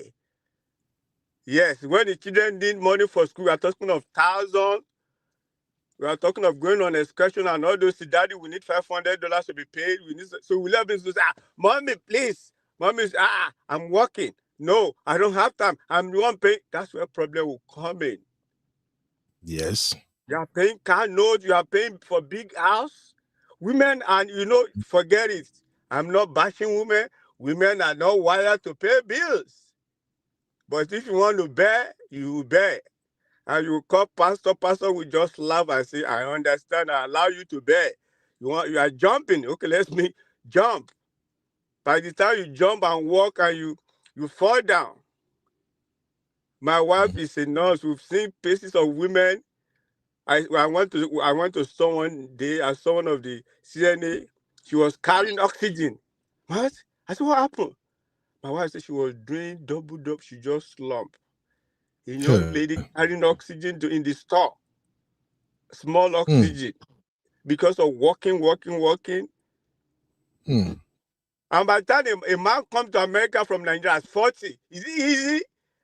Uncle Ben, you've gone through it. By the time you do 12 hours at 40 at the factory, by the time you are 50, you will look at 70. It ain't easy. God will help us. Amen, sir. Thank you. I just make a trip in something. I hope I didn't offend anybody. No. You said it's facts, sir. Thank you, Uncle Patrick. Thank you. Uncle Patrick, you didn't offend us. Thank you. sir. Thank you. CBT. Okay. God All right. bless Uncle Ben. Thank you, sir. Thank you, Uncle Patrick. God will continue to bless you for us. Let's just bring it home. We might have a continuation of this episode because I shared a lot of content from Dave Ramsey page on our backstage yesterday. These are like smart money content, so we're still gonna come back and address some of those content as it affects marriages. But on today's show, let me just hear what my sisters have to say. Let's just round it up now. Dr. Dama, you are back. What do you want to say, ma, as we're rounding up? Dr. Dama is gone. Sister Natu, are you here? I think Sister Natu don't drop too. All right, Sissy. I don't hear. I try take nap with style. Even good, may you take nap. This one where you say that don't make you vest. Sorry for interrupting, Uncle Ben. If you don't mind, can Simbi read the comments I wrote? That's what is on my mind, please, sir. Okay. Simbi, over to you. Let's just go through this real quick. All right, be like Simbi next. Okay, sir. No, I'm here. I'm here. Can you hear me? Yes, I can hear you. I'll read the comment quick. Okay. So Dr. Adama is saying men aren't emotional rehab centers, financial bailout, No, or it child starts support from the upgrade. first comment was it starts from a man deserved. That's the first comment. Then you go to the second one and the third one, please. Thank you. Comment plenty Okay. here, Adama, because I Okay, see so you this is and not the one I'm supposed to read. I She can't said the even see one before that one. She said plenty. men Okay. deserve. Dr. Adama, they type fast. She, Marriott, everybody, Sister Chingy, they comment plenty. I can't even see all of them. Let's just take it from here. So, Dr. Adama say men and emotional rehab centers, financial bailout, or child support upgrades. Marriage is supposed to multiply peace and joy, not turn to a good man. Don't turn a good man into a Not permanent turn it. solver, right? Uncle Okay. Ben, Yes, ma. The next one. wait. A man deserves rest, respect, loyalty, peace of mind, and a partner who truly values his silent struggles and strength. Can you hear Big, me? big NSC for you. I can hear you. Sister Nat, you want to say something before we move to the No, no, no. next I one? was gonna read it, but the CB was reading because I found it. CB, go Oh, ahead. okay. Go ahead, Simbi. He is not a backup plan. He is a builder, a protector, a dreamer. Don't drain his soul while he's Don't drain his soul while expecting him to feel yours. Let him breathe, grow, and feel safe too. He's not your emotional toolbox. God bless you. Wow. Dr. Adama, don't verse you. Princess Kerry say, Adama is for the Princess brotherhood Karen. today. yeah, Kerry Princess said, Karen is saying men have Men have pressure to be the breadwinner, to handle the finances and make money decisions. The problem arises when they don't know how to do these things, and instead of studying the issue or asking for help. yeah, that's another one. A man asking for help. We will look into all those in the next show, because those are another bigger area. Some men really don't know when and how to ask for help, and it's draining. It's draining. And that is why I always preach transparency. When you are transparent, it's so freaky easy for you to tell your wife, hey, babe, I got one project I'm working on right now. I'm working on this work. She's already aware you are working on all those things. So when you are broke, it's easy. She even knows say you broke already. Safe. Sometimes they go ask, where are you getting money? I think my madam still asked me this thing. 2 weeks ago. We are doing a couple of upgrades, and she's just like, this man, where is the money coming from? Because of school, I've not been doing my side hustle business. So she knows that I only work now. They go, they come back. And then when I know they do mental calculation, when she's like figuring how much way be like, say, I don't they blow. I say, this man, where you they see money? Hey, I hope you never start Yahoo, and we laugh about it. But what Uncle I Ben, tell, I think I want to speak now. I'm sorry, I had to get my emotions together. okay, go ahead.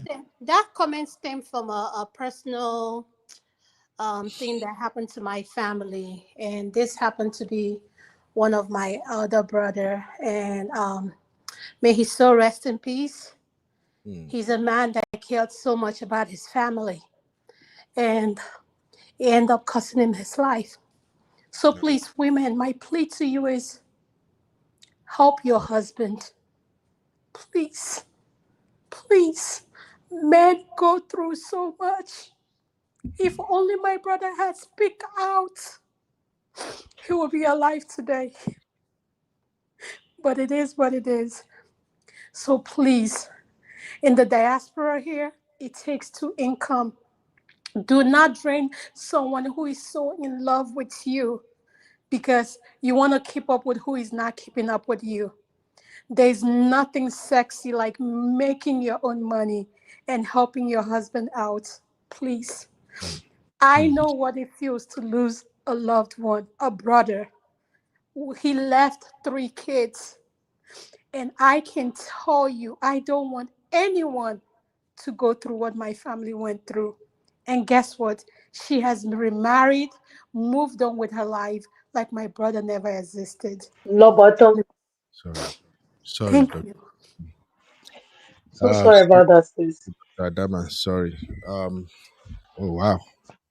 I think it's always a privilege when we have people share this kind of experiences with us so that we'll know how close it can hit home. You understand? Because sometimes when we talk about it, we just feel like it can't happen to us. So just to like add to what Adama said, this closing remark is going to be for our agenda. I know that some men have coconut head, but I believe like everybody has a role to play. And I'm gonna tell you for free, and I say it all the time. This is one thing that I learned from Allah. Allah will say all the time. If you are the one complaining, then you are the one to start the work. Do you understand? So if you realize that there's something wrong or the person is hiding something from you, there's a way you can get the person to come out. Do you understand what I'm saying? And I feel like to some extent, like a lot of men don't know how to ask for help. A lot of men don't know how to speak out. So we have to channel our own feminine energy to be able to have them uh, get into that safe space to be able to open up. And like my sister has said, America is not Nigeria. Even in Nigeria now, it's a two-family income. It's not even, it's around the world now. It's not even just America.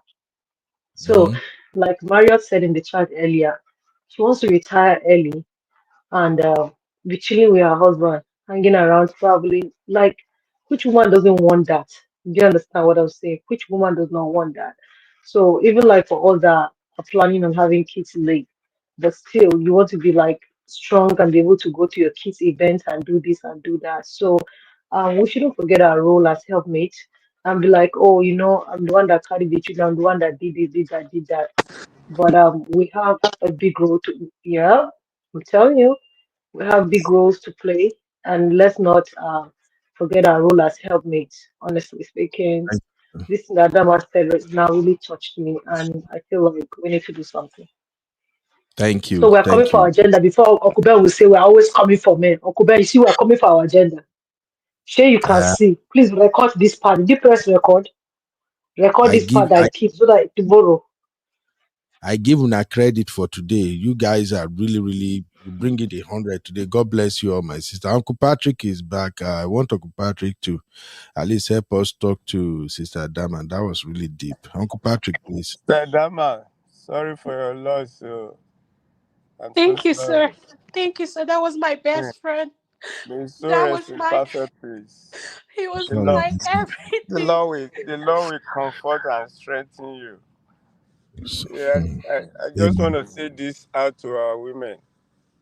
When it comes to marriage, money is good, but money is not everything. Uncle Ben would know what I mean. I know Money so. is not everything. I'm not perfect. Me and my wife, we used to get into it as normal. But by the time my wife hear outside of what is happening to the people that would really respect, that's when my wife would draw to me and say, I love you. I knew. She knew. I now said, do you hear about what happened to her? What? She would just say, I love you. That moment, she would be crazy about me. I'm not even talking about death. What people did in their marriage. This person could do this. I'm going to give you an example. There is this man that with so much respect. He's retired. He's a chairman of a board of a school, big school. I'm not going to mention the school. That's the school my children went to. When one of my daughter graduated, we were surprised. They sent a check to my daughter, $100,000 check. 3 days to their graduation. I said, what? To tell you the kind of connection the man had. So when we heard that the man, he had peacemaker. I'm telling you, some elderly man, he had peacemaker in his chest. So Oh wow. when we heard that this man retired, that he can't hold that position anymore. So, oh my God, we're going to miss this man.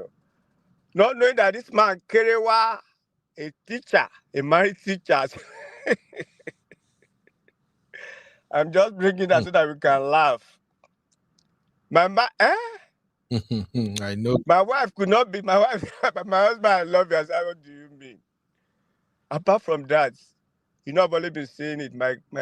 My friend, we suffered together. He rose to the position of an inspector general of police in charge of WAF. After 6 months that he was decorated, this man died. You know what the woman said? The wife said he said, me and my husband, we have brother Patrick, that's what they call me. He said, we argue a lot. He said, that's my best friend ever in life. He said, this man should wake up now, that he will worship the ground this man woke up from. This woman is a director in the ministry in Abuja. He said, this man he said he will kneel down and be rolling on the floor. He will worship. So money is not everything. The husband, this is the only policeman in my life. This man will never collect $1 from you. He said to the wife, I'm sorry, I don't have money to send this children abroad, but any school they want to go to in Nigeria, they will afford it. An inspector general of police. Yes. So money is not everything.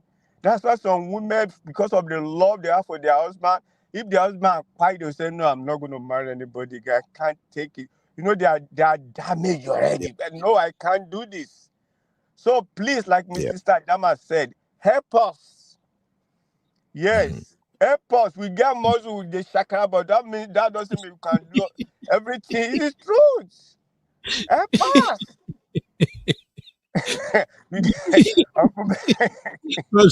Uncle Patrick, say help us. It's the truth now.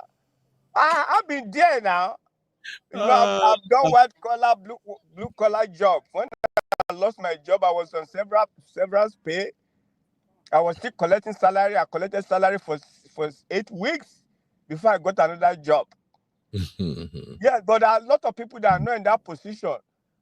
Once you leave the fire, you go and collect unemployment, $160. Is that what you use to feeding your family for a week? Men are going through a lot.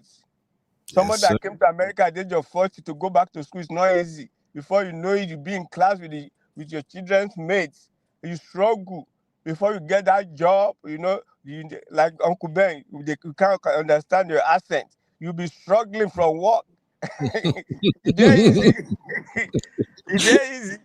Uncle Not all of us Patrick, will be nurse now, Uncle Ben. Uncle Patrick, My what wife carry is a the nurse. come out? My wife is a nurse. I know her like Sister Dana. In the end, big money. I know I can't be doctor at my age now. Go back to medical school when I go graduate. I go not reach 80 to graduate now. Sister Dana go even make fun of me. What's Uncle this old man Patrick, you're looking for? never too old to dream or go to school. Still pursue your dreams, sir. You I never say try. American school. Now you say you never too old. American school go show you say you are too old. Uncle Ben we no fit use glass. He'll fail now. Uncle Ben, tell them. Being use glasses. Tell them. Make me take everything loud. They don't even send my papa. They don't look my eye. Now 75. Simbi. 75 Uncle pass. Ben. 74 they Make fail me. Simbi come Nigeria, come back, go school. Come go start from MPN, then go show you. The season in Nigeria you did. I beg, make una help us. So so my wife dey inside store. He carry credit card. I say inside card it talks. I know if you get spend money. That wisdom now. I say when you come and call me, I know if you spend money. Remember we did Chicago tax 900 or 11%. No buy for Chicago. Now you sabi. The money we have spent for the past 2 weeks, I don't do me. Now, Uncle Ben. I know. Congratulations once more, Uncle Patrick. Uncle Thank Patrick you, my bro. he graduated with 4.2 GPA. That guy no book like say tomorrow no day. I'm like, Uncle Patrick, how you take Duam? He wait. Congratulations, sir. Congratulations, Uncle Patrick. Thank you for speaking to our Dr. Adama. Thank you, sir.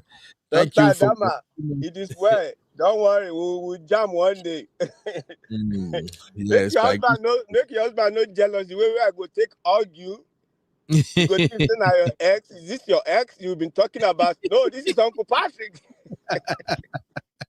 Now my uncle, he can hug me, right? Thank you so much, sir. I just want to say thank you. And if you've heard my voice on this platform, when you see me go hard on women finding who they are and doing something for yourself, is because it's touched me deeply. I It's know. Don't affected worry, me in my so sister. many ways that I Don't can't worry. explain. And I'm Sorry for glad my husband coming. is home and he said, just let it out. You've been holding it in for so long. And I had to. So please, I really appreciate it. Please. You're I am welcome. asking women, men do have emotions, men Yeah. do cry, men go through a whole lot. And I wish my brother had opened his mouth and say, this is what I'm going through. But God knows why it happened the way it did. Thank you. Thank you. You know, Uncle, Sister. let me round up. Sister Dana, you know the worst part of it that women does, which I'm begging women not to do it.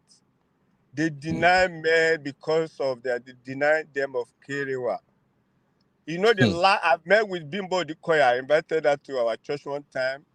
And when we were getting married, my wife, chairman of the company, my wife was a manager. They give us a tip. And Bimbo the choir said she never for once denied the husband of Kerewa, even when she's tired. She will just, okay, Bonnie, okay, let's do it. I'm tired. I won't be able to do much. She said it. But some ladies, they use that as a weapon, which is not good. I'm serious. I'm telling you from experience and from people. Yes, that have canceled. Women use it a lot as big weapon. Say no, they use it as a bargaining tool. If you don't do this, you are not going to. No, it's wrong. The first seminar I attended, this was even CSC Church, a lady. The first thing she said, I'm going to tell you my story before I teach. I was a young adult then. He said the husband offended her. She didn't tell us what the husband did. He said the husband begged her, prostrated that this woman should forgive her. But she said no, she denied the man Kerewa for years. And the man just fell sick for less than 1 week. Why? This woman said, she said it, said that thing taunted her. And that's why she has to confess. So that was the first thing she mentioned. And thank God Pastor Kixie said it. Say if you think, oh, well, I'm not ready. Say, man, but no, but that's wrong. Maybe you guys, if I see that tape, I'll send it to you. Pastor Kingsley said it, but don't do that. But I need if I'm not emotionally ready. No, that is wrong. God will help us. I'm just going to stop. Thank you Thank you. very much. Sister Dana, it is well with you. Yeah, my So sister is sorry. good. I'm Thank so you, Uncle. sorry. God bless you, sir. Thank you, Uncle Ben, for giving me the opportunity. I Thank you, sir. appreciate you always, my brother. Yes, sir. Thank you, sir. Yeah. Thanks. My Dr. Adama, we love you, my sister. Please be strong. May your brother soul rest in peace. We know how it feels. My best friend, my immediate senior brother, my best friend is this whole wide world. I lost him too. And I haven't even recovered from it now, although I've been able to at least compartmentalize it. So I'm just saying that for you to know that we do understand how you feel. When it comes to marriage in this abroad, please, my sisters, help my brotherhood. Help my brotherhood. Men are under a lot of pressures abroad. It's not easy. We are under a lot of pressures. Myself, I can't even recall how many times I've cried in this abroad. The fact, this abroad is where I know that you can even have money and you can still feel so freaking lonely. I still miss my friends in Nigeria. I miss my families in Nigeria. There are days I just feel like how I wish I'm in Nigeria. I would go to my auntie house today, or I would go to my brother house. I would go to see my younger ones. Or some days I just feel like, oh, I wish I'm in Nigeria. I would just go carry my boys. will just turn up. Because I came to America, only me. The only person I know in America is my wife and then my children. All the friends I'm making here now, I'm just making them here. So abroad is freaking lonely. So sometimes, even when you are rich, when you have money, when God bless you, you will still be lonely. Now, in abroad, it's not easy to be rich. It's not even easy to break out of the rat race. So that's why all the things Dr. Adama, my sister Sisi, Sister Natu, Auntie Grace, and Uncle Patrick is talking about is that let us be each other's pillar of support. As men in particular, abroad is not a place you want to say, no, I can't do transparency. I won't show my wife what I earn. You go die. You go die. If you don't want your wife to know what you are earning and you still want to be the man of the house. Look, and we continue to say this, so you know, say I be coconut head. If they are saying somebody is simp, supposed don't say I did far away from being a simp. But I will share this with you, men. Women can make your life easy and they can make your life a living hell. It all depends on how you treat them, how trustworthy you are to them, how much you open up to them to let them see you as you are. When you open up to a good woman, she see everything, your transparency, everything. Your respect, now times 20. She will respect you, she will honor you. Your words go be like gold. You will say some things very simple. She will take it seriously and act upon it. Abroad is not a place where you want to do coconut head. You know, they work. You go work for this country. You go bye. And to let you know, like I told you guys earlier, as a man, you have to be the provider. Now, providing in abroad is different from providing in Nigeria or Africa. If you are providing in abroad, you have to provide with your brain.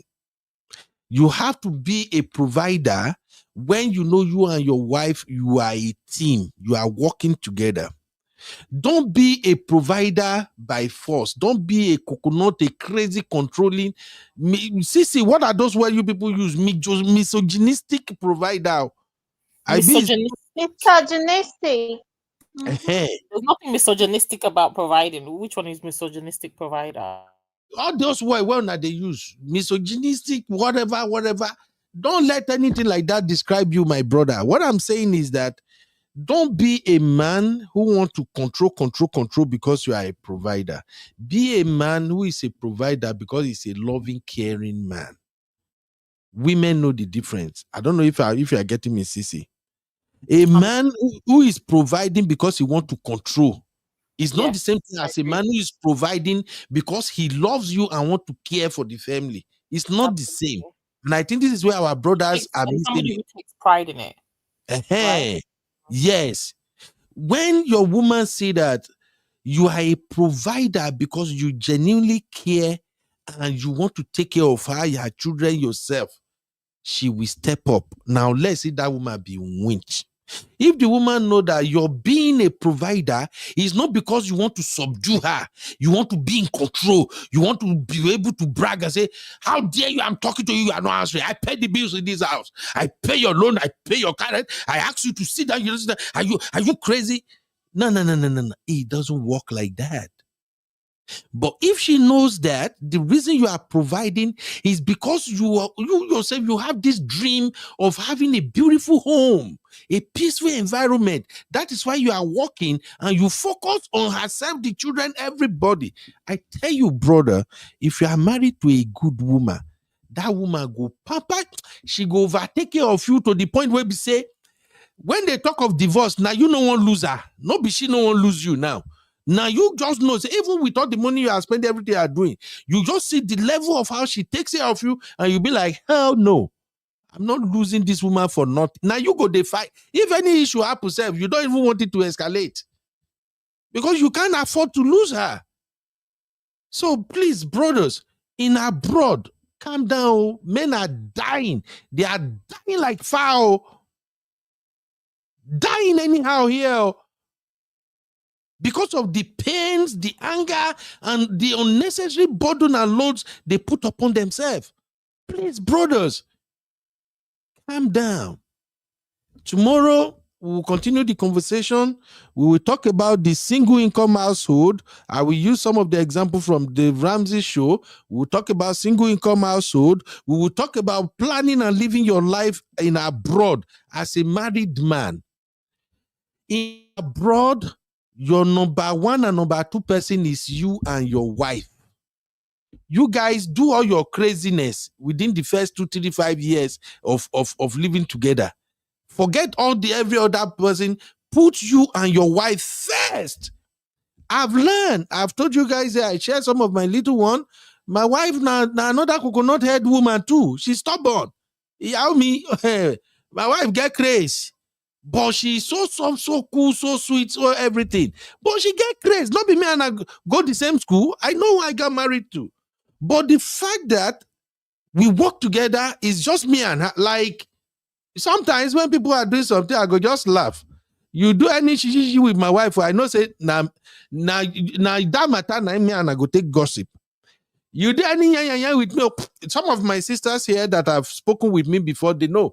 If me and you, they talk, my wife there around, you go talk to my wife, be that. I don't have anything I'm hiding. But I did not get there easily. I be better coconut, correct African man. I they talk, who you be. I get it, but when I enter this Obodo Imbo, when I see say depression won't kill me, I begin calm down and look deeply. And I listen to elderly people. I listen to a lot of elderly people when they are talking, when they are sharing. And when I see even at church, when pastors are talking, I listen and I learn. And then I realize that, okay, wait. This African macho thing is not going to work. It won't cut it. I shared one time, I don't know, maybe it's on Man of Prestige channel or Obodo Imbo TV channel. Maybe we'll do a Q&A. You can ask me a question, I will tell you. I shared that thing one time when I was really, really frustrated. And me and my wife were having a lot of goes. One of my auntie here in Austin, the only auntie where I know they take play, the only person that has ever gave me $500 when the going was tough. Outside that, nobody don't ever give me money for this abroad before. I went to that auntie and the auntie tell me, say, Ben, what you are dealing with, a lot of men have dealt with it in the past. Is you go break home, it will destroy your marriage. In fact, even you will regret coming to America. But here is what you're going to do. List everything you are all paying for. You and your wife, everything when they pay for, list it, attach the money, then present the whole thing in front of your wife. Let her see it. And take it from there. First makes sense. But when I got home, I listed everything on A4 paper, 2 A4 paper. I pasted it on the wall. Then I go to work, I make photocopy, I paste another 2 for freeze. Because women, they always go to their kitchen. I paste another 2 on the freezer, on the fridge in the kitchen. When my wife saw it, my wife said, babe, is this everything we are paying? I say, yes, babe, that's what we are paying. No. Say, I say, yeah. I listed everything, even the one with $10, the one with $20. I think as at that time, she was using the stove she has that I was using gas. We were paying $25 on gas then. I added it. She saw everything. Then my wife said, Jesus, how do we cope with this thing? Hey. When we have that conversation, now from there, I bring my W2 print. I say, Madam, see what I handle.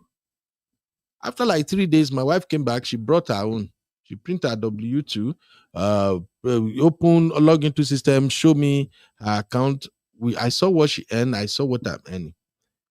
Now for there, the 2 of us come to say, oh, this abroad go buy person. Since that day, I think this happened in 2016. Yes. Either 2016, towards ending of 2016. Since that time till now, me and my wife, we have never had one single argument over anything finance. I'm sharing this because of the way this show went. Till date, me and my madam, we never money. I think that's the last thing we can even fight for. So I never see. Because if income tax, no, they give us headache, and what do we want to fight for again? That's why Please, as a man, you heard Uncle Patrick, open up to your wife. And for those of you younger ones that are listening to me now, in the mentality we had growing up is that if woman know how much you make, she go disrespect you, she go say you are not making enough. So because of that, a lot of men like to hide their income. It doesn't work like that again. Now she need to know how much you earn. If she truly loves you, she know that you have a future. In fact, sometimes she go call that. Look, I will say it again. Women know how to make your life easier. They know how to make your life easier. If you don't know how to practice transparency, women know how to make your life difficult. It be like swish. Sissy, you are quiet. Is it because we are not doing basketballs now, Sissy? Am I No, lying? I'm listening. Mommy duties in the background. I'm listening. Okay. My son is doing his duty. He's ironing his shirts. Okay, good I'm job. supervising. So please, women know how to make your life easier and they know how to make it hard. Now switch. It all depends on which one do you want them to flip. May they help you flip them up or may they flip them down. Okay. And we also spoke about hurt on today's show. When I say, please, my sisters, stay on my brother's neck. Let them go and check themselves out. Let them go to and see doctors, everything. We Nigerian men, we believe we are Mr. Macho. Nothing can happen to us. We are not sick. That's why sometimes, until some of them are dying, they won't even know that they are dying. Many of them are walking around now, they are diabetics. Many with high blood pressure, they don't even know because they don't check. Auntie, marriage is not all about money. Please, don't just focus on money. Focus on the man. We Nigerian men, when we come abroad, our target is like when we enter abroad, within 1 year, 2 years, we go don't blow, we go don't be millionaire. By the time it's getting to 4, 5, 6 years, we never even see blow. We never even see blow, not to talk of millionaire. We are getting frustrated. Healthcare is expensive in abroad. Make sure your husband had good insurance. The place where I'm working today, I wouldn't work there because what they are paying me is way, way lower than what I would make if I'm working in private sector. But when I look at it, the benefit that comes with it, they are paying me way more than what I would get in private sector. I have health insurance for myself, my children, better standard health insurance. So not be all those health insurance. So health insurance that when you bring and come and when doctors say they want to attend to you, they don't play with you at all.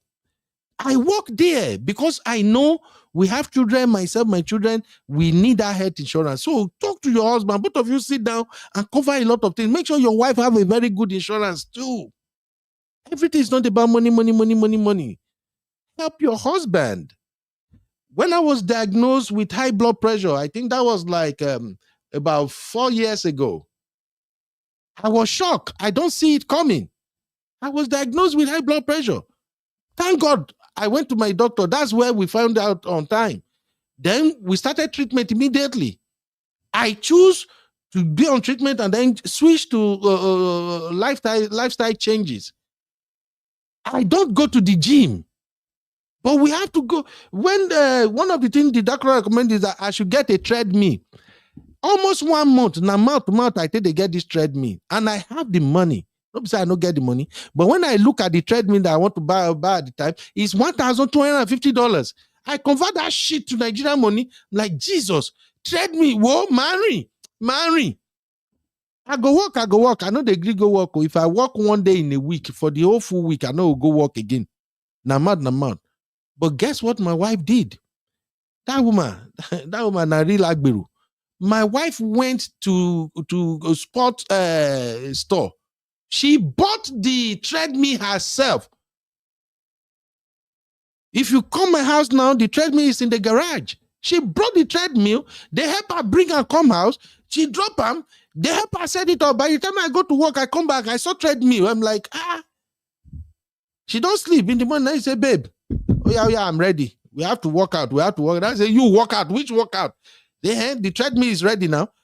She don't go buy her own gym, everything, just because of me. Like play. She will be like, oh, babe, I'm going to walk 2 miles on this treadmill. And then let's see if you can beat my record. You know, man, now I go from there. My ego self said, you walk 2 miles. I go walk 5 miles. That shit is not easy. But like play, that is how I hop on the treadmill. Before I know it became part of my routine. I even have to go and buy a boxing bag and add to it. Before I know it, I begin to see that I'm getting better. I can breathe well. At that point, before I was diagnosed, I was already snoring. Me, where I know they snore before. But the moment I get on the treadmill, I was walking, the snoring disappeared. I'm sharing this with you guys for you to know how important it is. Sometimes your women is your savior. Me, my wife has so many names. I call my wife my mama because I know my girl mama again, but some of the things she's doing is like a mom. So please, my sisters, you have to be on our business. Put your leg for our neck. We Nigerian men, African men, we are stubborn. The things that we are supposed to take daily, we go just take them easy at times. Be on our business. No, look, I know the woman take my wife play because my wife will approach her. You know, if you are with me, you know I'm stubborn. Sometimes my wife not say, get something, say if she just tell me easily, I will knock her there. Yeah, baby, we're gonna do it. Now there he die. So she not gonna even bring her come with easy, lovey. Now bass boss. And by the time she goes, Mr. Man, I'm telling you right now, if you don't do this thing, this house no go dey cool for you. This house no go dey easy for you. Then me say, go tell myself, say, wait to this babe where they para. So now because of my own good make her the para. So I go down, go down quick. Please be on us. When COVID hit, for like all the 3 months where COVID not touch me. It reached like almost 4 months. COVID don't go, sir, before I finally get COVID. You know why? As COVID hit like this, instantly, my wife don't begin to cook agbo. You don't put orange, everything, lime, everything, put that together. They cook agbo, they boil us. Those who be Yoruba here, you know what I'm saying? You get this agbo where they'll cook, they'll put the pot down, they'll take cloth, cover you with them. When that heat hammer you for 5 minutes to 10 minutes, whatever sickness, fever, anything where your body go disappear. So all those time where COVID, my wife was cooking, me or my children or herself, we must do our routine. So we go to work, we work in the healthcare. COVID no touch me.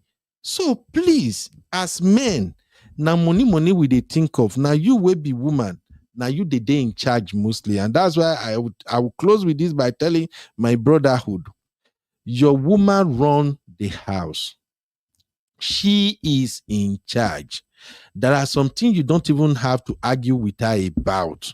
You just have to recognize that she's the boss. Let her just take the lead. You just follow her. It's not demeaning. It's not disrespect. Women know. Women know when you allow them to take lead, to do what they are good at, they respect you more for doing that. I've shared with you guys before. In my household, my wife make like 70% of our decision. It no concern me. I don't bother myself about some shit. We are doing remodeling and some of that. I tell her, madam, how do you want it? Now she the open catalog. Okay, babe. I think this is the one I think is better. I look at it, say, okay, fine. The only time I have anything to put now, when the thing begin to enter my man cave, she stop. Hey, I don't know if you take this, my wife play, I swear. Immediately when they enter my man cave, she stop. He said, well, don't concern me with your market, whatever you want to do with it. Okay, but I think I want this one to be like this, so that if it is like this, you know, when the children come in, they can be safe. And I'm like, auntie, I am behind you. So please, brother, there are some things you don't have to be going back and forth with your woman with. They are expert. They be organ for those areas. Let them be in control. When it comes to taking care of your children, you don't even know the children as much as your wife. Well, maybe I'm still a learner anyway, but I'm just telling you, for those who really want their marriage to work and they want to be successful, nothing is stressing me as I did like this, because I know what to drag, I know what not to touch. Okay? And my wife knows when it is time for me to be in charge and for her to be the supporters club. These are easy things, especially here in abroad. And again, please recognize your weakness as a man.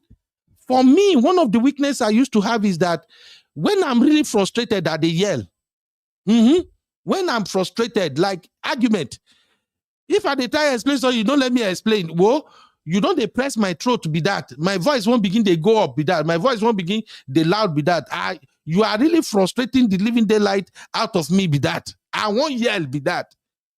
Then at a point, as my kids are growing, these are American kids, I begin to look at it like, oh, this is stupid. I go be man, anything, because of say I verse. Wow, whoa, my voice go day up. This is terrible. I remember one time when me and my wife, within our first 5 years of living together, we did fight where we that time. I remember one time she was frustrated and she said it to me publicly, say, Mr. Man, don't raise your voice on me. Don't raise your voice on me. I'm not your baby. Every time you raise your voice on me. That was a long time ago. But I finally get it that, man, this is really stupid and crazy. Even me, if me and a person get argument, the person, they yell on me, how would I feel? So I start to turn it down. So at the point, I told my wife, babe, no verse. You know, say I be on do man. And at the verse, I beg. If you know, say my voice don't they go up, just tell me, say, babe, you are getting louder, please. I told her that. And then after a while, if we have argument, my voice is going, and she step in and say, okay, babe, we are talking now. Your voice don't be loud. We are just having conversation. Your voice is getting louder now. Then I'll quickly calm down. Say, okay. Oh, my voice is loud. I'll calm down. And now we are at a place that yelling is even far away from me, especially when it comes to my wife. Even now, sometimes she will be like, babe, I don't like it when you speak calmly like this. It makes you sound kind of dangerous. Then I'll turn it to a joke. I'll be like, if I yell, you say I yell. Now I talk calmly, you say I sound dangerous. Obiri. Anyway, thank you guys for spending time with me. Sisi, give me your final take. Let me just get out of here. Thank you, everybody. Oh, Sister Ify asked for the link. Sister Ify, I beg, tomorrow, because I have to run now, my Sister Ify, welcome, Mama. We don't miss you. It be like say work, no let Sister Ify see us at all. If you don't carry that beautiful face, come on for here since. No verse, my sister, I beg tomorrow. I got to go now. It's almost, we've done 4 hours already. Sisi, your final take. Make her go. Uncle Ben, we covered so much. I don't even know where my train of thought is anymore. My final thought. Well, let me round it up. Just sending love to our Dr. Adama. Sis, we love you, and take it easy on yourself. And God knows why things happen. So we're here for you, anyways. So aside from that, I think what did we start with? We started with let's not generalize when it comes to this American American and white American women loving our Nigerian men, because I think, as I mentioned, a lot of that is due to the relationship and the mindset of the men that they're marrying. I think it's for the men in Africa to also do the work to make sure that they're meeting the standards that's required in today's time and age, right? And then what did we talk about? I'm not going to talk about the expectations. And I think ultimately it's let's just love one another. Let's be respectful to one another and try to understand the person that you're with so that you can work together and have a harmonious relationship, whether that's a marriage or a situationship or whatever, companionship. So just the goal is love and respect. I think that's very important in all of these relationships, and flexibility. So thank you, Uncle Ben. We've had a great show. Thank you to all the panelists, and love you all. Good night. Thank you, Sisi. Love you too, Sisi. Thank you. Bye. Good night. Ooh, Simbi, do you learn anything from today's show, or you still want to do Baz Bush? Uncle Ben, I have learned a lot. I feel like getting married tomorrow. Like, oh my gosh, I've learned a lot. And now they see comment. I'll go through all these comments. Sister Marriott, I beg, you don't start commenting. Sister Marriott say, I beg my man to use work benefit for so many services. It is free. Una know they hear word. Hey, shout out to the ADL family. ADL family is not only Nigerian men, it's all African men. They don't like going to the hospital. May God help us. May God help. Please, my sisters, you are the ones to help us, okay? Our head, may God just help us at times. I don't even know how God take it us way we just get this pangulo head at times. So, but sisters, please remember, you are like our mothers, okay? Know when to step up and take control, please. Just step up and take control. God will bless everybody. We're Hallelujah. gonna be back here tomorrow, and then we will talk about single income household and how you can manage your family expenses and everything abroad. And of course, I'll be drawing from the Ramsey show. Thank you, Sister Yinka and everybody. God bless you. Okay. Sister Yinka said, I love how the show turned around. Truly, two heads are better than one. Let's love all our spouses and always have each other's back. Please, peace and love. Thank you. Thank you, Sister Yinka. All right. I'll see you guys tomorrow. Bye bye from here.